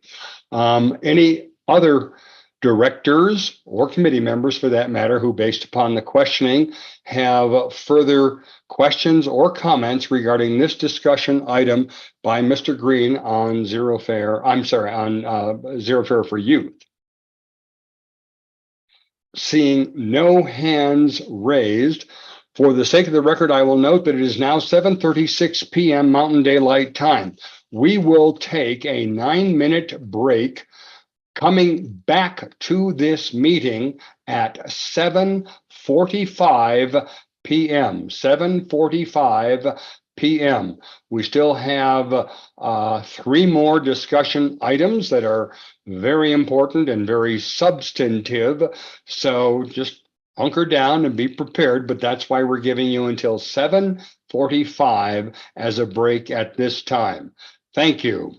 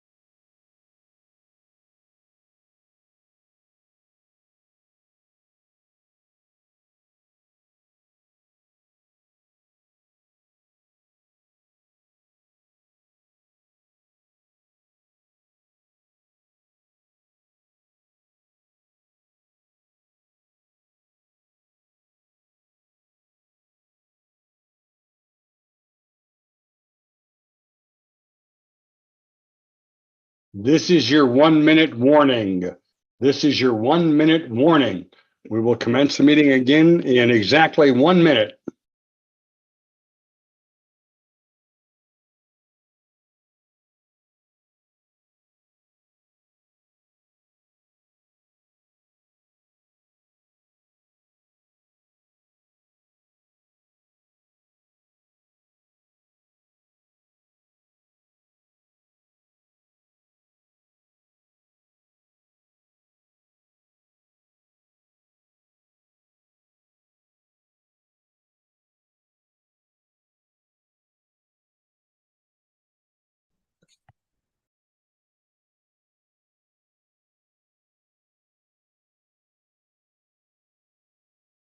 Okay, Chessie, you'll be on in 10 seconds. All right, please start the recording.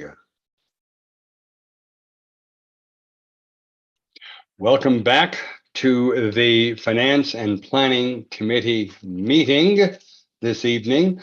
We are now turning to our third discussion item of the evening. This item concerns the Central Park Station development negotiation. The materials commence in your packet at page 145. I would like to ask now Ms. Chessie Brady, who is our Manager of Transit-Oriented Development, to present this item. Ms. Brady, you have the floor. Thank you, Chair Tisdale. I will share my screen. And I think we should be good. Good evening. My name is Chessie Brady. I am the Transit-Oriented Development Manager in the Planning Department. And I'm happy to be speaking to you this evening about a potential affordable housing project at Central Park Station. We're here just for a discussion this evening, but expect to come back in June with a recommended action to authorize the General Manager and CEO to enter into an exclusive negotiation agreement, an ENA, with the developer for the site. But I'll get to more of that at the end. First, I'd like to introduce you to Central Park Station. This park and ride and station are on the A line, and RTD owns about 20 acres here. So including the park and rides, the bus gates, the platform, and that also includes a 6-acre site outlined in red on the westernmost side of the park and ride. That parcel was appraised for almost $21 million in the fall, so a fairly valuable piece of the RTD portfolio. Based on zoning and local plans and the development market, the site is suitable for anywhere from 500 to 1,000 units, residential units. So a significant potential for density on that site. Now, if you build those units, that would require eliminating 651 spaces of RTD customer parking. The total parking at Central Park Station right now is about 1,500 spaces. So we would go from about 1,500 to 870. And 651 spaces is a lot of spaces. But it's interesting to note and important to note that utilization at Central Park Park and Ride is only about 30% right now. Meaning that if you remove those 650 spaces, there will be no impact to current riders. They will not, no one will be lacking a parking space. And I was surprised to look back at 2019 and see that even then, utilization at this park and ride was only 50%. So pre-COVID, still not a very high ridership station. So with that as a premise, I want to take a step back to talk about our unsolicited proposal procedure, which is old hat for some of the directors, but new to some of you. So our unsolicited proposal procedure allows us to accept proposals from developers. We can put out an RFQ, a request for qualifications, or a request for proposals. If we have an interesting piece of land, we can suggest through an RFQ or RFP that developers propose a development on the site, but we can also just accept proposals through this procedure. And so more than a year ago, Ulysses Development Group submitted an initial request to the TOD team. A few months later, they submitted for a technical review, which is step 2 here. We're going to take a look at their proposal on the next slide, but I want to note that this is a very detailed procedure that we've been through. There's a lot of information online about it, including all the forms, and I'm also happy to answer any questions about it. Back to Ulysses. So they submitted their technical proposal, and that remains essentially their proposal now, which is to ground lease that full parcel, the westernmost parcel of the park and ride, remove the existing transit spaces, and build approximately 800 or more affordable rentals. They would also build community amenities, perhaps a preschool. They're also committed to meeting any RTD operations or maintenance requirements, which is important to us to protect the transit system, given the proximity to rail and to bus infrastructure. And they would also improve access to the platform for pedestrians. So unusually, upon determining in our technical review that removing 650 spaces from this park and ride was actually a possibility, we decided to depart from our unsolicited proposal procedure and go right to a request for qualifications. Now, the unsolicited proposal procedure itself does get to a request for qualifications or RFP. We always go out for a competitive bid, but in this case, to increase competitiveness, to speed the process, to really take advantage of what has turns out to be a far more valuable and high potential site than previously thought, given the previous parking needs. It was staff determined that it was best to just go right to an RFQ.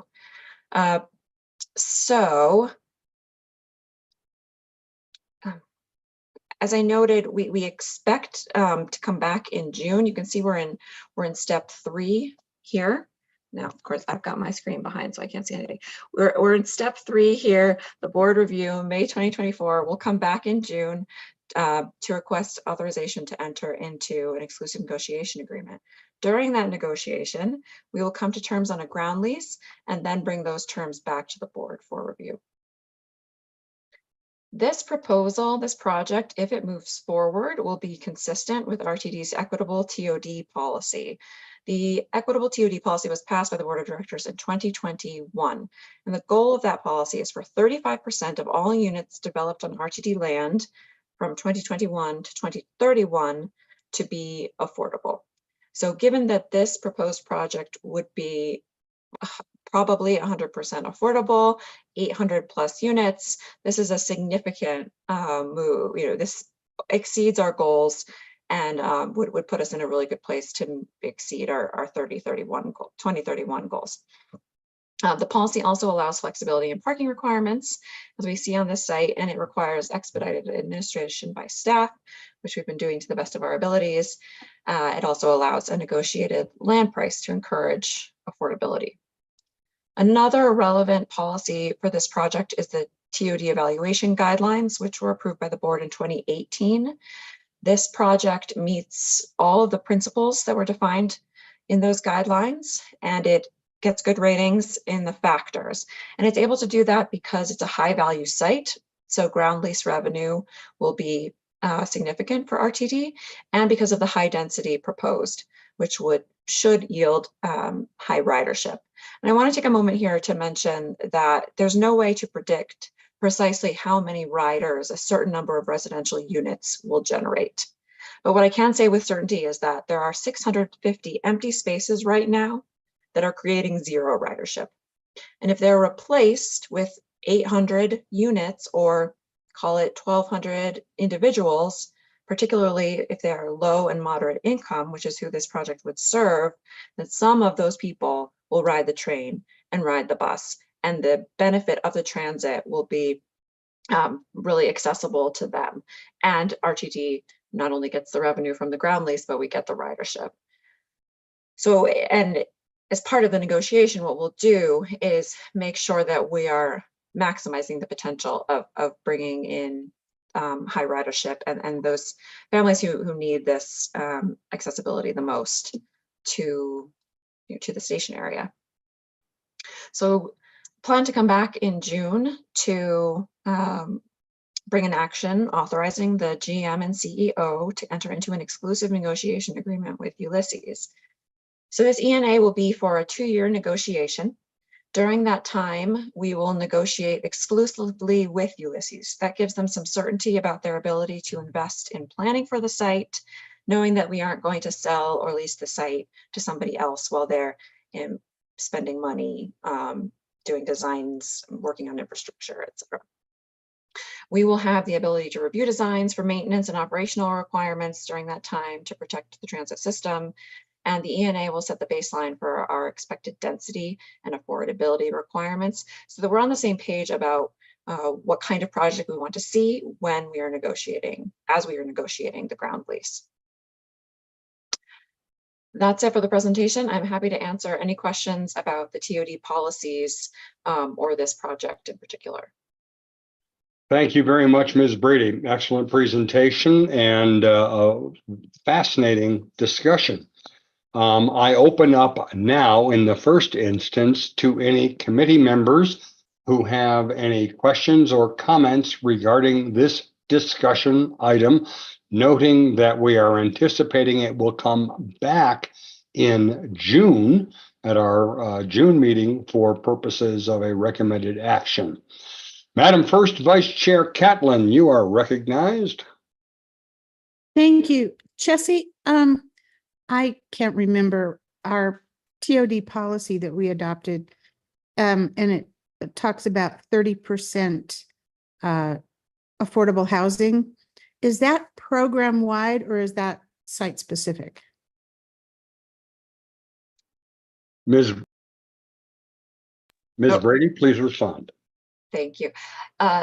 So the goal that we set in 2021 was that in the following 10 years, 35% of all units constructed on RTD property would be affordable. So any given project might be 100% affordable or have very low affordability, but the total units, our goal is to be at 35% by 2031.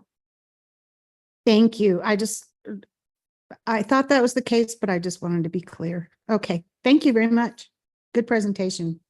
Thank you, Madam First Vice Chair. Other committee members who wish to weigh in on this? Mr. Vice Chair Guzman, you are recognized.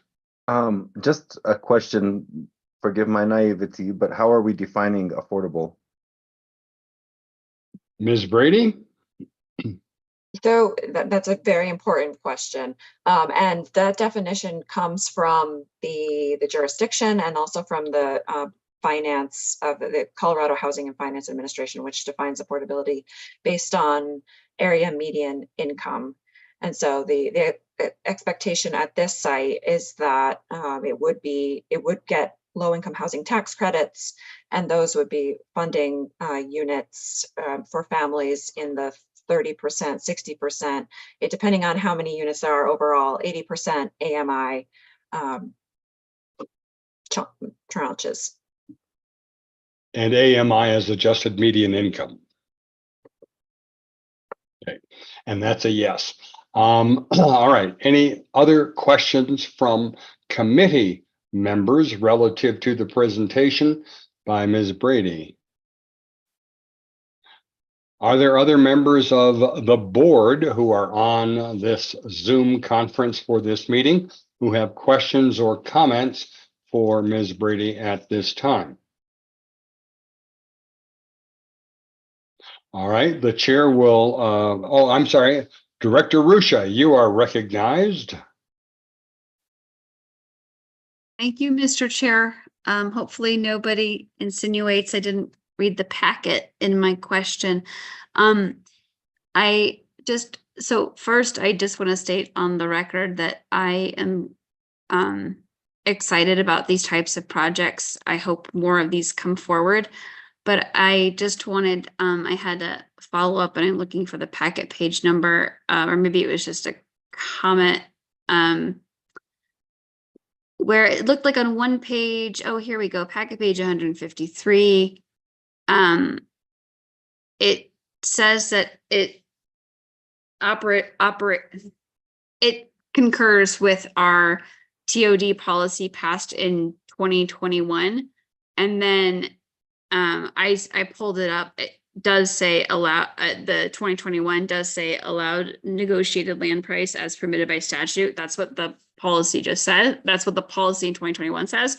But I guess my question is, given that the legislature just permitted RTD to sell or lease land for less than its assessed value, do we anticipate that that will be part of the negotiations before the final project has come back before the board, given the affordable housing component? And Ms. Brady, you may respond, although I note that General Manager CEO has illuminated her screen, so she may have a comment on this as well. And one correction, I believe that the legislation passed referred to market value, not assessed value, I believe, and I stand to be corrected on that. But Ms. Johnson, did you wish to respond to that? I'm going to defer to Ms. Brady, but if there's further information that needs to be added, I wanted to ensure I was on camera. So I'll yield the floor to Ms. Brady, who is our subject matter expert. Thank you very much, Ms. Brady. Thank you. So until a few days ago, RTD was required by statute to receive fair market value when leasing or selling land. And a last minute bill amendment removed that requirement. So the equitable TOD policy adopted in April 2021 indicates that RTD can be flexible on price, but this is a new level of flexibility. And as a path forward, our plan is to come back to the board with a framework for discussion based on existing policy and thorough research on the topic.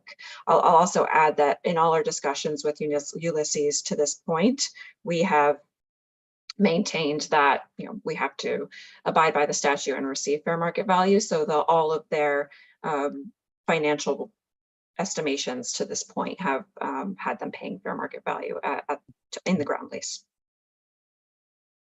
May I ask another question, Mr. Chair? Yes, you may.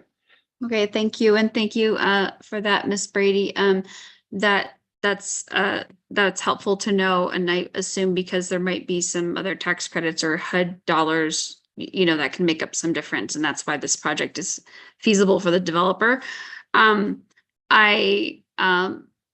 Director Guzman had asked what is affordable, and I know in our policy how we define affordable. But my question is, for this particular project and this developer, have they shared what formula they are going to use in terms of affordable?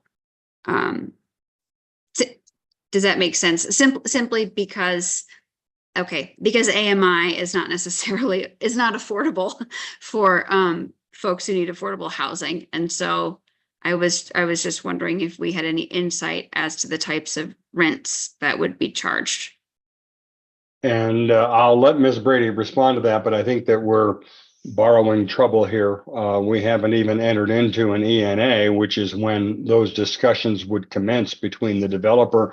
But if you have any insight or inclination relative to what you have heard from the Ulysses Group, please share that with us, Ms. Brady. Yes, it is very, very early, so I cannot offer you potential rents, but their expectation is to do several buildings. Some of those would be funded with low-income housing tax credits, so they would use AMI blending. Generally, those would be lower income, average of 60% in that range, and then there might be 80 or 100% units in other buildings, but it is very early. It all very much depends on the financing, which is very much in question, especially for a project of this size. This is a very ambitious project that they're proposing, so it will really come down to exactly where the money comes from, which will directly result, determine the rents. Thank you. One just closing comment, if I could, Mr. Chair. Yeah. So, thank you, and thank you also for that clarification that this is probably going to be mixed income housing. It sounds like, I'm excited to see what comes forward. I'd like to be at the ribbon cutting ceremony. This is also my district, and I think we should be building the ever-loving fork out of unused parking lots. So thank you so much for your work and for this presentation. I just really look forward to what's coming next. Just one more, and if we don't know, we don't know. Initially, when this was in the news, there was an emphasis on units that would be 3-bedroom, more units that would be 3-bedroom. So that would enable, to targeting families. And I didn't know if you had any insight if that was still, if that had changed or if that would still be the case. There would still be a sufficient or more than usual amount of 3-bedroom units with affordable housing rates so that families could benefit. Ms. Brady. Yeah, again, very early days for this project, but that is a very clear preference of the city and county of Denver, which would be providing a lot of the funding. The Colorado Housing and Finance Administration also emphasizes larger units. We understand the importance, so that will definitely be an important part of the conversation. Thank you. And Director Ruscia, as this is your district, I will defer to you if you have any further closing thoughts, comments, or questions that you would like to raise at this time. As I say, it's your district. This is my happy dance. That's it. Thank you. Good work. I'm Thank you very excited much. to see what happens next. That's a good way to close out your interaction here.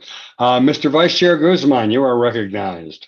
Just a real quick question. I don't anticipate this would be an issue, but given what was just stated, having the jurisdiction support, we have Denver's support on this, right?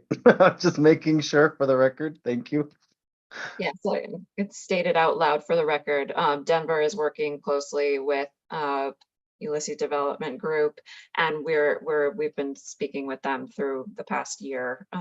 So we're in lockstep on moving forward with this. Thank you very much, Ms. Brady. The chair will simply note we are dealing with a $21 million plus asset, and there is a delicate balancing act that is required. It exceeds our goal for affordable housing being constructed on RTD property in a transit-oriented development or transit-oriented community. But that is, of course, not the only goal that RTD has. It is an asset exchange, after all, converting owned property to leased property. And obviously, there are many issues to be addressed.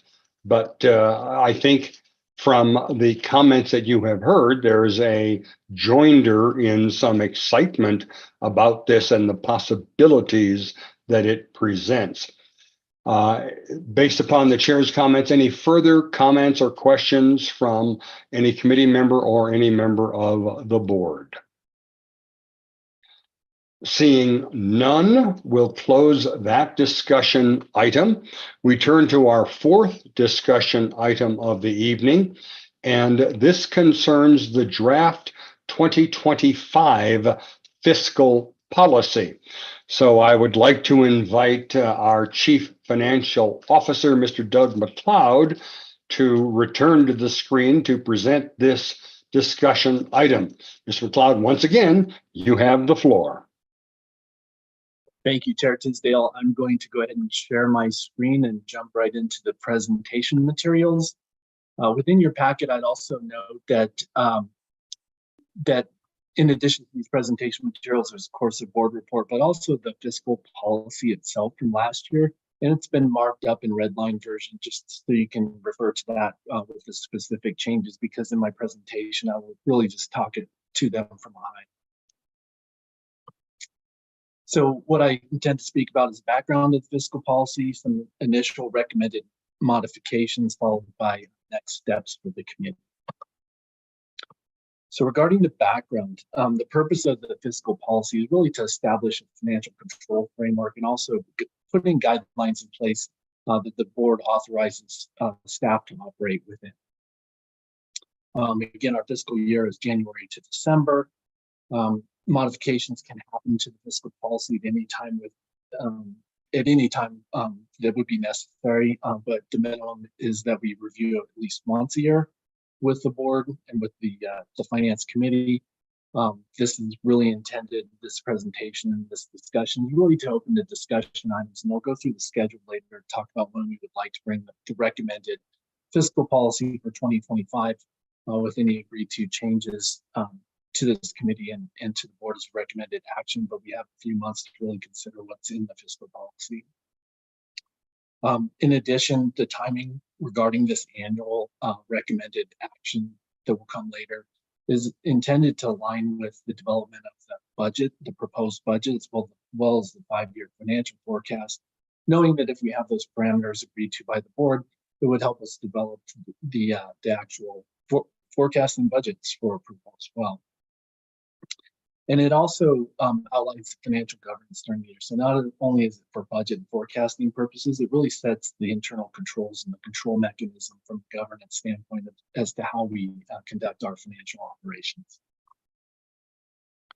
So to summarize some of the initial recommended fiscal policy changes for 2025, and I do say initial because that you'll see in some of these recommendations are applicable to Tabor, and again, depending on the outcome of a potential ballot initiative, if that moves forward, this is subject to change, of course, depending on where we go with that as an agency.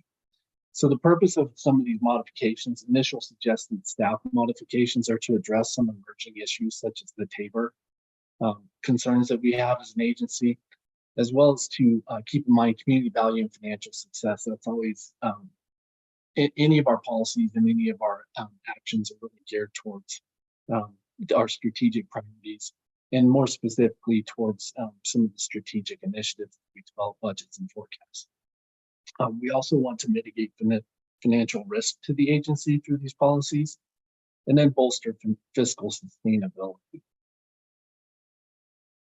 So within the document, the actual fiscal policy yourself, I've got 2 pages here where I've summarized the changes that we're proposing as just initial considerations for the committee. Number 1 is to add a line item to pursue material revenue diversification opportunities.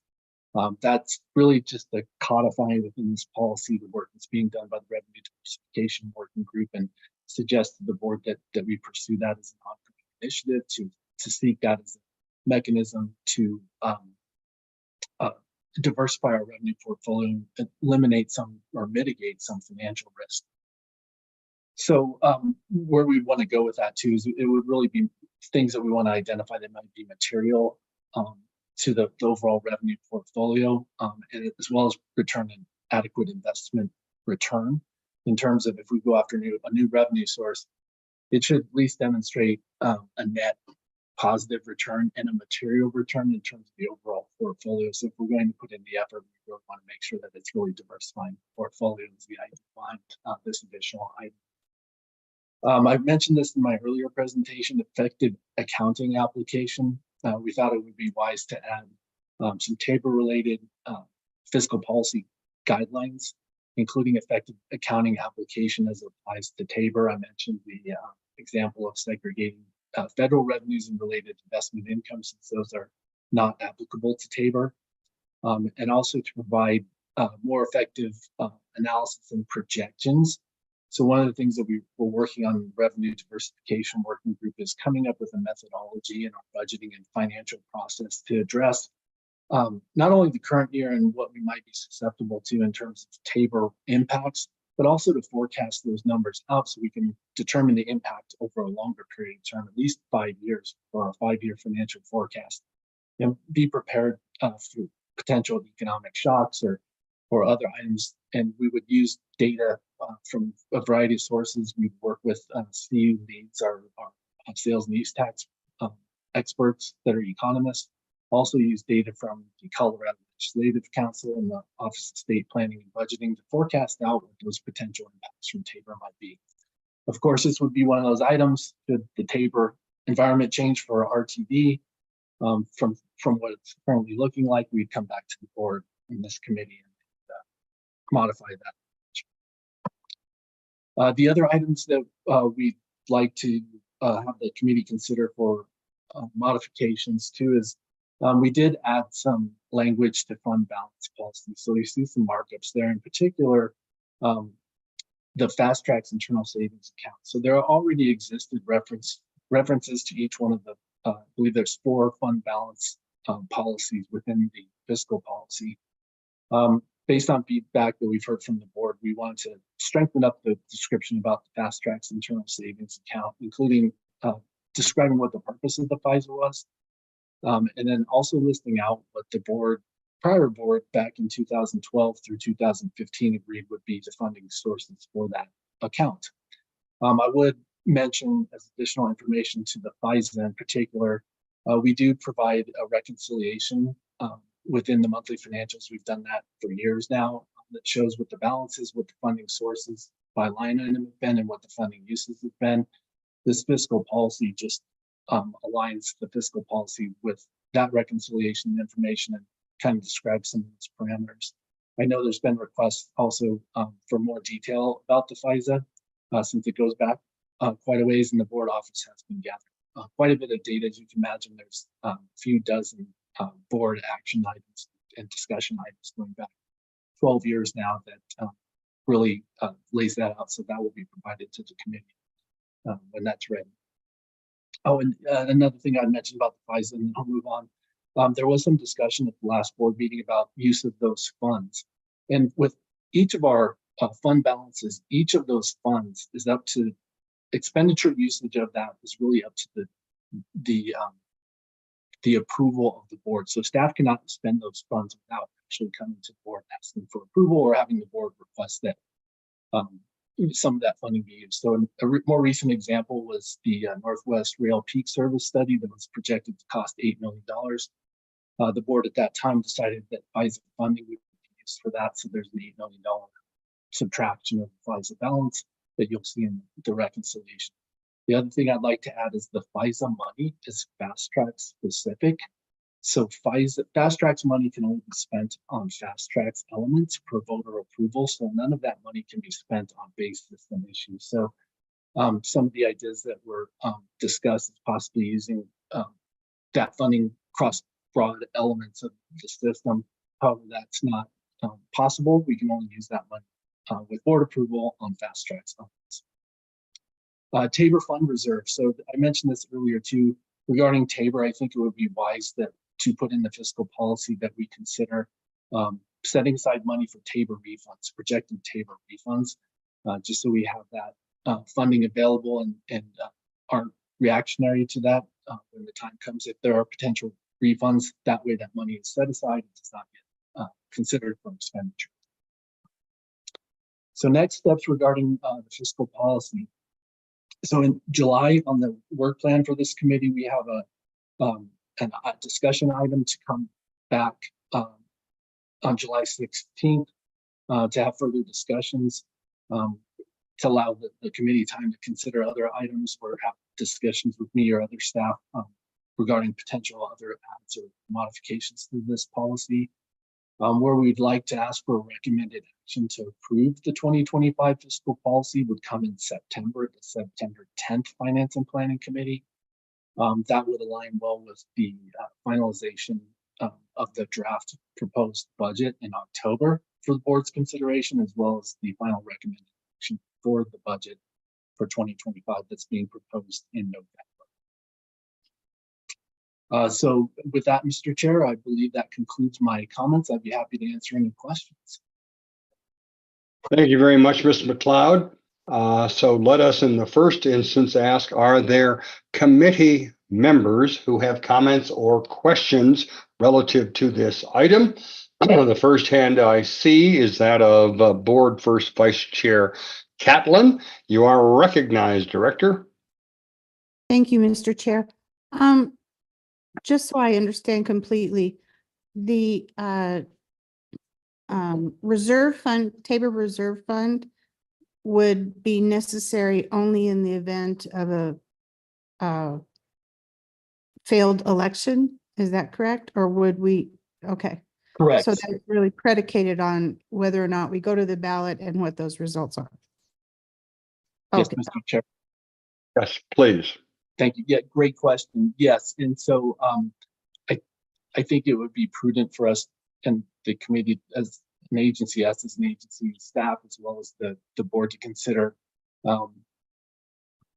solidifying or beefing up our fiscal policy to the extent that we just anticipate being not being debruced, continuing and that thereby being more conservative in our approach to forecasting and budgeting until we know for sure. So if that's the route that we take, that would be the purpose of that table reserve fund, is really to be prepared for potential refunds. And I appreciate that, and I agree that conservative approach is prudent.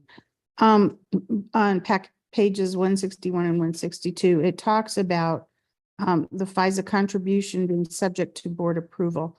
And I think based on what you suggested earlier about some ideas that were thrown out last month about potential uses for that FISA account, I think we should have a pretty in-depth discussion about that. But I would also ask that there be some consideration for applying those funds toward projects that were originally in the system for enhanced bus service, and that were in the fast tracks plan that were not necessarily fixed or not necessarily rail corridor. So I want to make sure that those are factored into consideration. And also, these are subject, I think one year we chose, I could be wrong. I think one year we chose not to fund the FISA. And I do believe that option should still be on the table for not necessarily continuing to put that funding on autopilot, but to really have a meaningful discussion among board members about what we intend to do with that. Thank you. Because as we're all aware, there are a number of people who would like to tell us how to spend that money. Thank you. Thank you very much, Madam First Vice Chair. Yes, the legislature itself has weighed in and attempted to direct the expenditure of Fast Tracks dollars. And as you very appropriately point out, Fast Tracks does not consist merely of Northwest Rail. And I say that being the director for the Southwest Rail extension, which remains an uncompleted corridor as part of the Fast Tracks approved plan. Mr. McLeod. Thank you, Mr. Chair. I just really wanted to add that all of these fund balances are really up to the discretion of the board in terms of which fund balances we have, what the purpose is. They can be changed at any time. The board at the time that set up the FISA set that up. It can be changed at your discretion. And it's not just the spending of those funds, it's really the structure as well. So certainly welcome any of those discussions. If I might, Mr. Chair. Yes, Madam First Vice Chair. And all I'm suggesting is that we may want to have a pretty in-depth, robust discussion about this rather than just assuming that we're going to fund the FISA in its entirety without really outlining in detail what the parameters for funding and spending those dollars would be. Thank you very much. And the chair will actually offer some observations on that when the chair chooses the opportunity to speak. But first, let's go to Director Ruscia. You are recognized. Thank you, Mr. Chair. I think Director Catlin covered some of what I was going to say, and Mr. McLeod concurred. So the FISA is can change per board policy. It was created by the board and we've changed it over time. We've also considered using the FISA for other purposes, like during financial crises of a couple of years ago. And at one point it was even suggested that we use some of those dollars for 119. Thankfully that did not happen and we're using base dollars. But I think also we just noted that the money in the FISA right now, not all of it is Fast Tracks. And so I just I just think we need to be really careful about how we talk about the FISA, because there's certainly misperceptions that have been shared in the legislature and in the media about what the FISA is or what it could be used on. That being said, I really just do concur with Director Callan and others who have said that we need to take a deeper look at this. And so I would suggest at least a study session. I'm new here. How does one go about, requesting further review? Who makes, if someone could just tell me who makes this decision? Is it the chair of the committee? Is it the chair of the board? This has come up so much in the last 6 months. I think we might be overdue for an in-depth separate meeting. Thank you. Thank you very much, Director Rusha. And yes, in part, the committee chair has the ability in consultation with the vice chair to address the committee agenda. We also have some study session space already set aside for the full board, and some of those topics are open and we can address them. But I will ask our executive manager, Mr. Kroll, if he would like to weigh in and provide some further amplification on that process for your benefit. Mr. Kroll, you are recognized. Thank you, Committee Chair Tisdale. This is Jack Kroll, Executive Manager of the Board Office. You hit on pretty much every conceivable path there is to schedule a meeting. Most of the ability to schedule a meeting rests with the chair of the board and then the committee chairs and vice chairs. There is an alternative route that is available to directors, which is to initiate a meeting by way of a 3-director request. So 3 directors could request of the chair of the board that a study session, special board meeting, etc. be called. So that would be the only other option that Committee Chair Tisdale did not highlight. I will point out in saying this, though, that CFO McLeod has added to the work plan in consultation with the committee chair a subsequent discussion around the fiscal policy in July, which could be the forum for a more in-depth conversation on this. Thank you, Mr. Kroll. And that is exactly right, that is intended to be available for a further in-depth analysis. Director Rusha, you had a further comment to that point.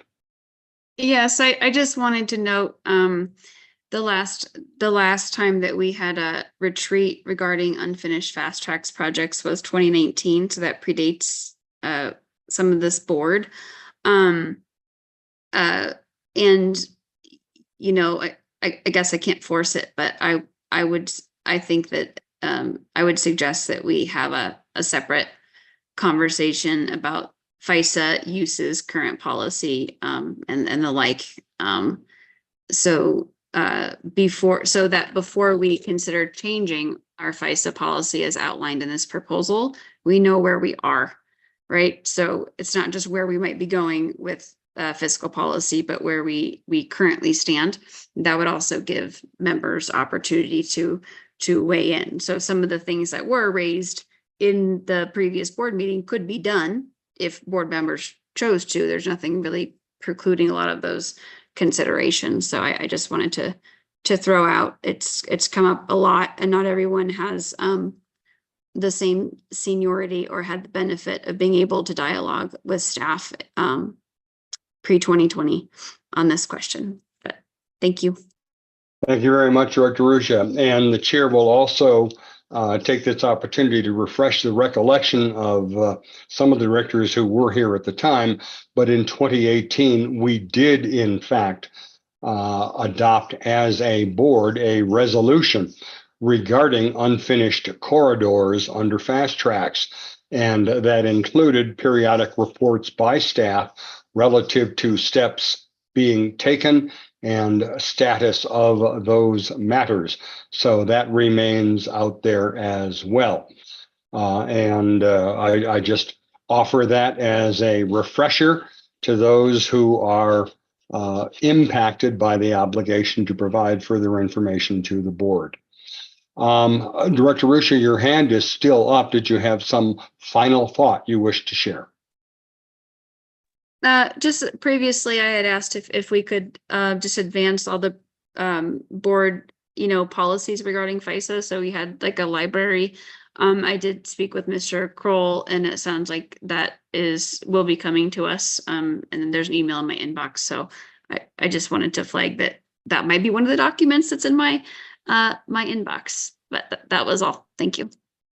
Thank you very much for pointing out the responsiveness of the board office to your request. Mr. Vice Chair, you are recognized. Thank you. Mr. McLeod, thank you for this work. I want to applaud the effort. I am keenly interested in the segregation of the FISA funds from non-FISA funds. I want to emphasize that for feedback purposes. The other funds that are listed here, the Tabor one, I think is an excellent idea and definitely a conservative approach. As this is a discussion item, I'm assuming you're looking for some kind of feedback on that. The capital replacement fund and the operating reserve fund seem to make a lot of sense. I do question just having, I think it says 3 months available to us, and if that's sufficient given everything that we've been through in the last few years. So something to consider there. Not that I'm advocating one way or the other, I just don't know. And then I appreciate working on the definitions of what these funds are, considering that they are board created funds for the purpose of running this agency, because we are the government of this agency, and yet our legislators have by title listed these in legislation at the state level is completely mind-boggling to me. So I really would like to get this tightened up and very clear about what we're doing and what we have control over as board directors, because we do have to make these decisions. That's why we're here. So I just want to point that out. Also, everything that we've talked about tonight, y'all, I don't know if you were paying attention or not, but we did this all without legislation telling us we had to. Like, go back a couple of slides in this packet and realize that we are doing the work we were sent to do. So I'm really proud of us. I think we should all be proud of ourselves and proud of the fact that we didn't have to have it done with a chancla held over our head in any way, from transit-oriented development to figuring out how to do civil rights work, which is a federal mandate, even when we're ignored at the state level. So sorry, that's my snipe. I'm putting it in there, but Mr. McLeod, you are on the right path. Keep going. Thank you. Thank you very much, Mr. Vice Chair, and we sincerely hope that others who might be observing this meeting make note of your observations, and that is exactly how this board does proceed, has proceeded, and will proceed in the future. I think it is worthwhile to mention that. I do have an observation relative to the 3 months, and that's just to point out that my understanding is that the 3 months is generally accepted accounting principles call for that reserve. And secondly, to remind us all that, for example, I used to represent developers a lot. When, for example, you're building a church, you don't build a church for Easter and Christmas. You build a church for 50 other Sundays of the year, and you deal with the special circumstances of Christmas and Easter when they arise. Director Ruscia, I'm going to defer you, and I'm going to go to committee member Director Deschel. Thank you so much, Director Tisdale, and I apologize if I missed this in an email, but I think it would be great. Language is challenging, and to the extent it would not violate any of our rules, it would be great to see a Word version of sort of some of these proposals for an update, and perhaps not to add to your own burden or Mr. Kroll's burden, but sort of a way to sort of workshop the language that complies with our open meetings rules, but also allows us to sort of sit there so we're not doing it live or at the board meeting itself. I'm not sure if any language has been circulated, but would love to sort of start putting that in motion so that Mr. McLeod has clarity on what we're looking at, and that we're not spending time with amendments on on language changes, which I will fully take ownership of doing from time to time. Thank you very much, Director Duchel. We appreciate it. A concluding thought from Director Ruscia. Thank you, sir. I just want to, since this is also time for feedback, so I just want to maybe clarify or be more clear as to what would help this director in the next couple of months. So I noticed, like, say on packet page 161, like on fund balance policies and even FISA, a lot of this was already policy. It just wasn't in our fiscal policy document. But there was one, you know, for example, that says, sales and lease opportunities for all TD properties. But, you know, and my understanding is that previously that was property by case basis based on board approval. I think that's what this fiscal policy says as I'm reading it, but is it possible for staff to maybe do a chart? So again, on every change here, not just the red line. So we're very, very clear as to where we are now and where we're moving forward. So that we don't have the amendments to the amendments or, you know, questions at, you know, 9:26 p.m. And I think that would help newer directors as well. It will help me. I'll just say that. Finally, I just wanted to note / ask or comment. I had asked previously about unrestricted fund balance. So previously I, as a board, had a policy to spend that down. And now we talk about, but now, like in our last budget, we have an unrestricted fund. So are we using unrestricted fund as a synonym for something else? Does that make sense? Would you be able to address that, Mr. McLeod, because I'm getting confused? Mr. McLeod, can you help Please. clarify the confusion I don't see it in that this Director document either. Ruscia is experiencing at this time? Yes, thank you, Mr. Chair. Thank you for the question. And next month, we have on the schedule to provide a mid-year financial update at the June Finance and Planning Committee. What I would like to do, if okay with this committee, is add to that presentation, not just our financial position, but also discuss some of those fund balances and how they're broken down between base and fast tracks as well as overall, because I think it's important to understand the whole picture.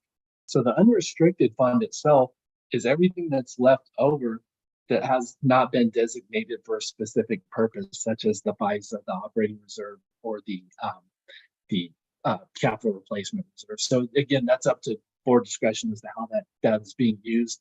It's kind of, in the past, we haven't had much of a unrestricted fund balance. It's almost like a general fund. We're finally to the point where we have a decent sized unrestricted fund balance, which hasn't been designated. In our 5-year financial forecast, it does show that may be used up, and we need to refresh that forecast with more current numbers. But I can at least begin the discussion in June and really focus in on those fund balances, if that's a good venue to do that. Thank you very much. Director Ruscia, was there anything else you wish to say? Yes, and I apologize for taking up the time. I just feel like I keep asking the same question. So we don't have a policy attached to our unrestricted fund right now, as I understand. Previously, we did, whether it was formal or just said in meetings, that fund would be spent down by about this date. So again, I also asked this in previous meetings, if we could have each fund and the most recent board approved policy attached to those funds, that would be very, very helpful, particularly as we consider changing them. So that would be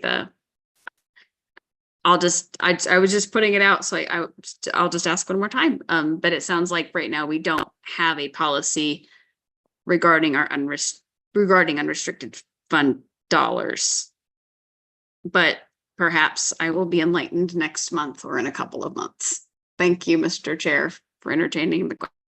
You're very welcome, Director, and I know that Mr. McLeod will address that. And I think there was an essay into the beginning of that response, which is it has in the past historically been if in fact, having funded all of the things that we need to fund, including capital projects and operations and the various funds, we find ourselves in the happy situation of having some money left over that goes into an unrestricted fund. I think that's a capsule of what the policy is. Is that correct, Mr. McLeod? Yes, that's correct. Thank you very much. Director Ruscia did lead into, and Director Catlin did the same thing. The one comment that I had specifically about this, on the whole, I think it's excellent work, and it's great to see the funds articulated and given some greater clarity. On page 162 of the packet, related to the FISA fiscal policy, the enumeration of items that specifically would be identified as funding the FISA is, I submit, potentially a major change. And I think the comment relative to sales and lease opportunities for all RTD properties is the part that specifically caught my attention, along with the other enumerated items. So I think we would benefit from some further discussion, as we have outlined here, relative to that. And I thank you for that. Did you have any comment that you wish to make in response to that? Thank you, Mr. Chair. The only thing I would say is each of those items that are listed in the policy are not changed. Those are what was agreed to by previous boards as the original finance FISA elements that would contribute to that. So those are exactly as they are. In fact, the particular lease and sale of property was specifically addressed that it would include both the base system and fast track sales of properties at the time. So that is the one item that is both base and fast tracks funded. The rest of the items are strictly related to fast tracks.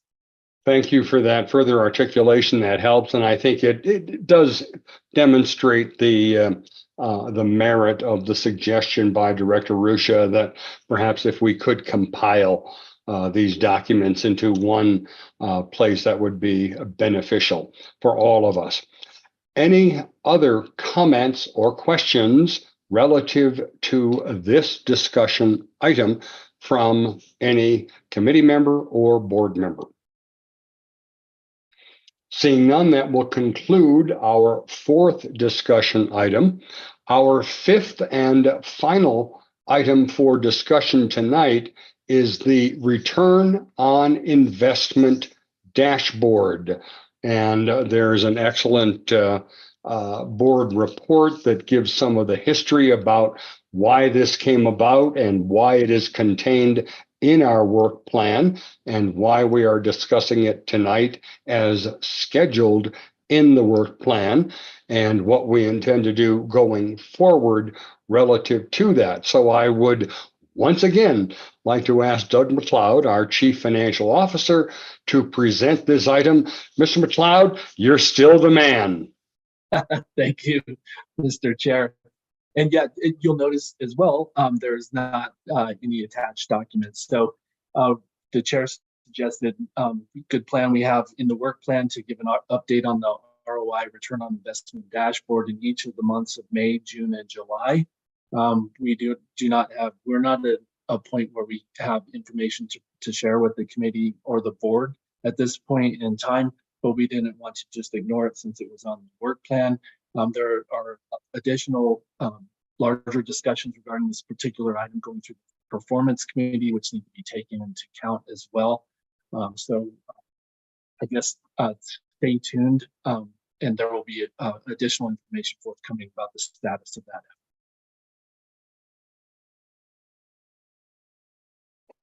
You're muted, Mr. Chair. Thank you very much. I do want the committee to know that this remains a topic of importance for us that we will continue to follow up on, recognizing the difficulty of trying to compile such information, but we recognize that our staff is equipped to render the impossible as the inevitable. So we appreciate that. Madam First Vice Chair, Director Catlin, you are recognized. Thank you, Mr. Chair, and Mr. McLeod, I appreciate you saying that. Yes, we are delving into this in depth in the Performance Committee, so more to come in the next couple weeks. I know staff is working really hard on it, and I see Ms. Johnson nodding. So we're working on that as we speak. Thank you. Thank you very much, Madam First Vice Chair. Yes, it's a topic that interests all of us, and perhaps more importantly, that interests all of the elected leaders with whom we interact in each of our jurisdictions who are desirous of that information. Other comments or questions from the committee relative to the return on investment dashboard discussion item? Director Arusha, you are recognized. Thank you, sir. I just, if I understood correctly, some of this is also crossing over into Performance Committee. Is if there are things that directors would like to see on such dashboard, who would we communicate with before it comes back to us? Thank you. That's an excellent question. And in the first instance, relative to the return on investment dashboard, recognizing there's overlap with what the Performance Committee is doing relative to certain performance metrics to be placed on a dashboard. If you could get those to me, and Vice Chair Guzman and I will discuss with our Chief Financial Officer relative to the articulation of that. And I know the General Manager is invested in and a part of this process. So General Manager CEO Johnson will certainly also be a part of that analysis and review. Mr. Vice Chair, you are recognized, sir. So something that I want to have everybody consider as we are in these conversations too is what is the ramification of providing a return on investment, and who does that impact, and what potential effect could there be from providing that, right? We have a really great example of when it's misused or misunderstood and becomes a bludgeon rather than a way to communicate about what's going on. And I also think that it's really advisable that we remember everybody pays into this large system that we operate, all 2,300 plus square miles, and everybody has access to this system. Some better, some less, some more, some at a distance.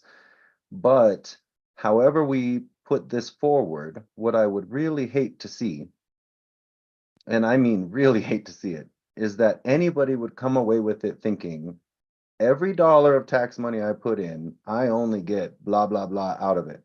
Because it's nonsense, right? We all pay in and we can all use this system. And every fee in the whole is what we need to track. And so how do you do that? I had a conversation earlier today, and I bring this up for this very reason. Folks down on your end, actually, Director Tisdale, Chair Tisdale, you know, what does it look like on the south end of the RTD?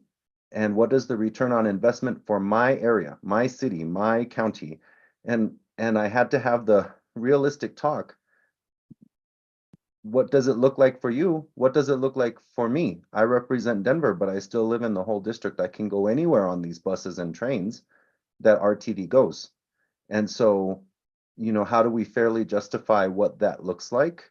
And so just a thoughtful approach to what we're putting out to the public can prevent a lot of stomach ache and upset heartache later when we have done our job right in the first instance to provide information that's relevant and that's helpful, but not in a way that can turn, you know, one county against its neighbor,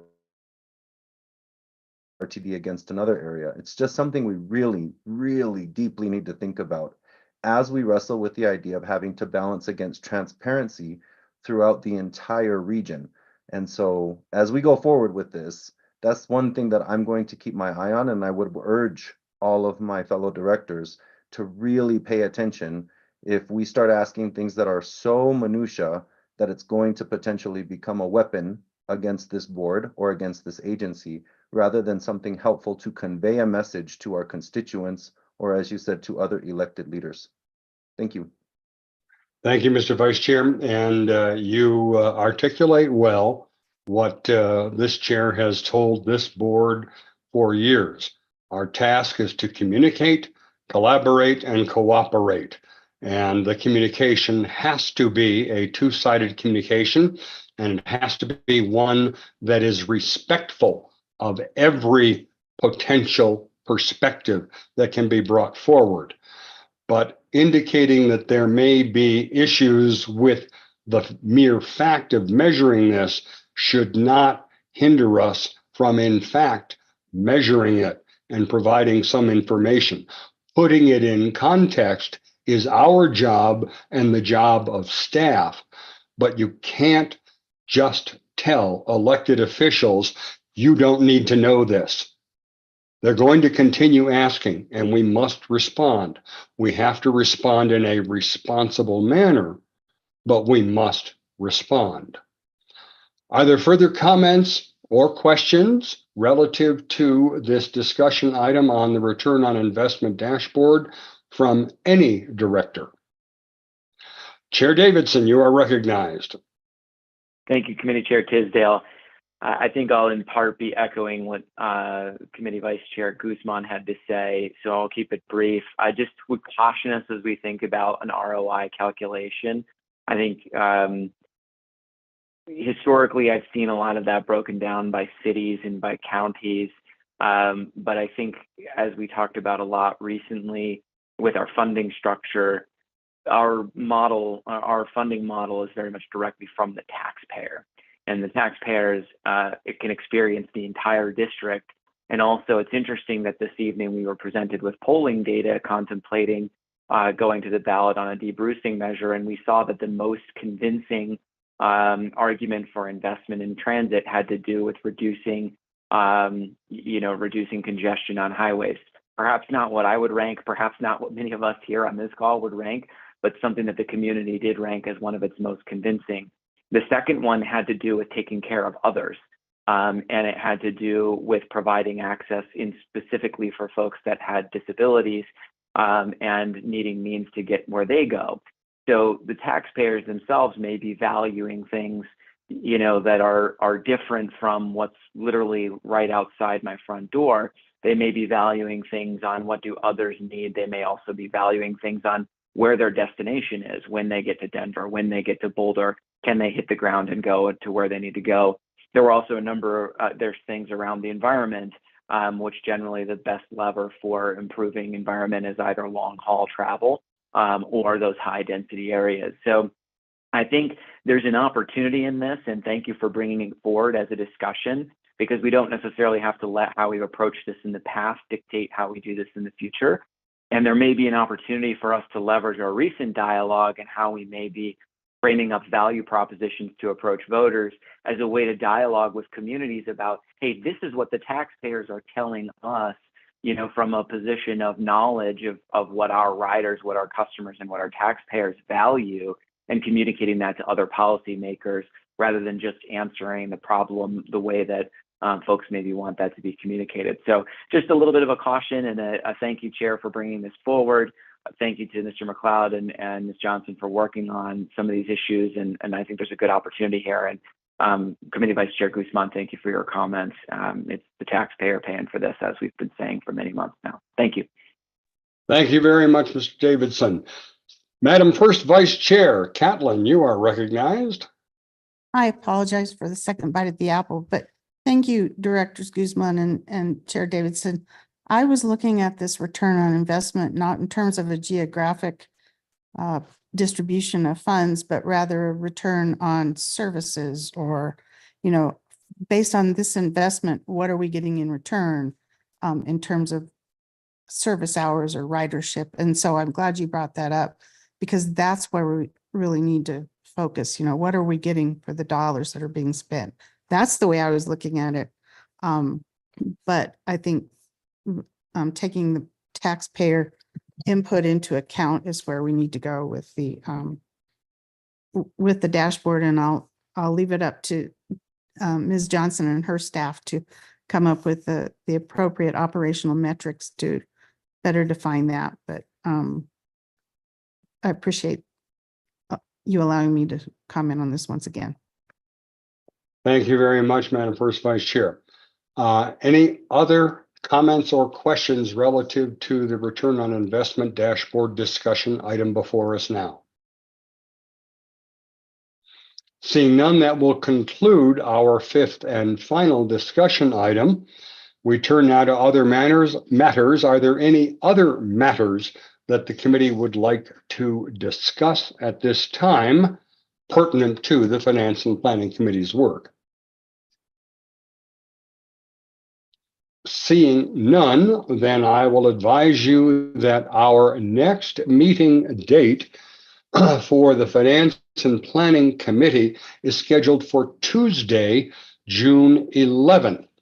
Our committee work plan has us very busy in June with the following action items slated for our agenda. So this is your movie trailer or your teaser. 1, whether to recommend to the full board the referral of a Tabor ballot question to the voters this November. Next, whether to recommend to the full board the authorization of the general manager CEO to enter into an exclusive negotiation agreement for the Central Park Station TOD as was described tonight. Next, whether to recommend to the full board a matter related to annexing additional land in Erie, Colorado, into the RTD to bring us up to a full 2,400 square miles. I know general manager always gives the exact number. I'm a lawyer. I round it. It's 2,400 square miles. Additionally, there will be discussions on the following matters: potential Build America bond refunding. Next, our draft budget framework, about which much has been asked in the past. Next, a mid-year financial update. And of course, as we addressed tonight, formal action on our Zero Fare for Youth program to process that as a fair change. Once again, June promises to be a very busy meeting night for us, so your chair suggests that you plan nothing for the early morning of June the 12th. At this point then, and noting for the sake of the record that with 5 minutes left in the first period, the Nuggets lead the Timberwolves by a score of 21-18. And seeing no further discussion, we will note that this committee is adjourned as of 8:56 p.m. Mountain Daylight Time. Thank you all and have a good night.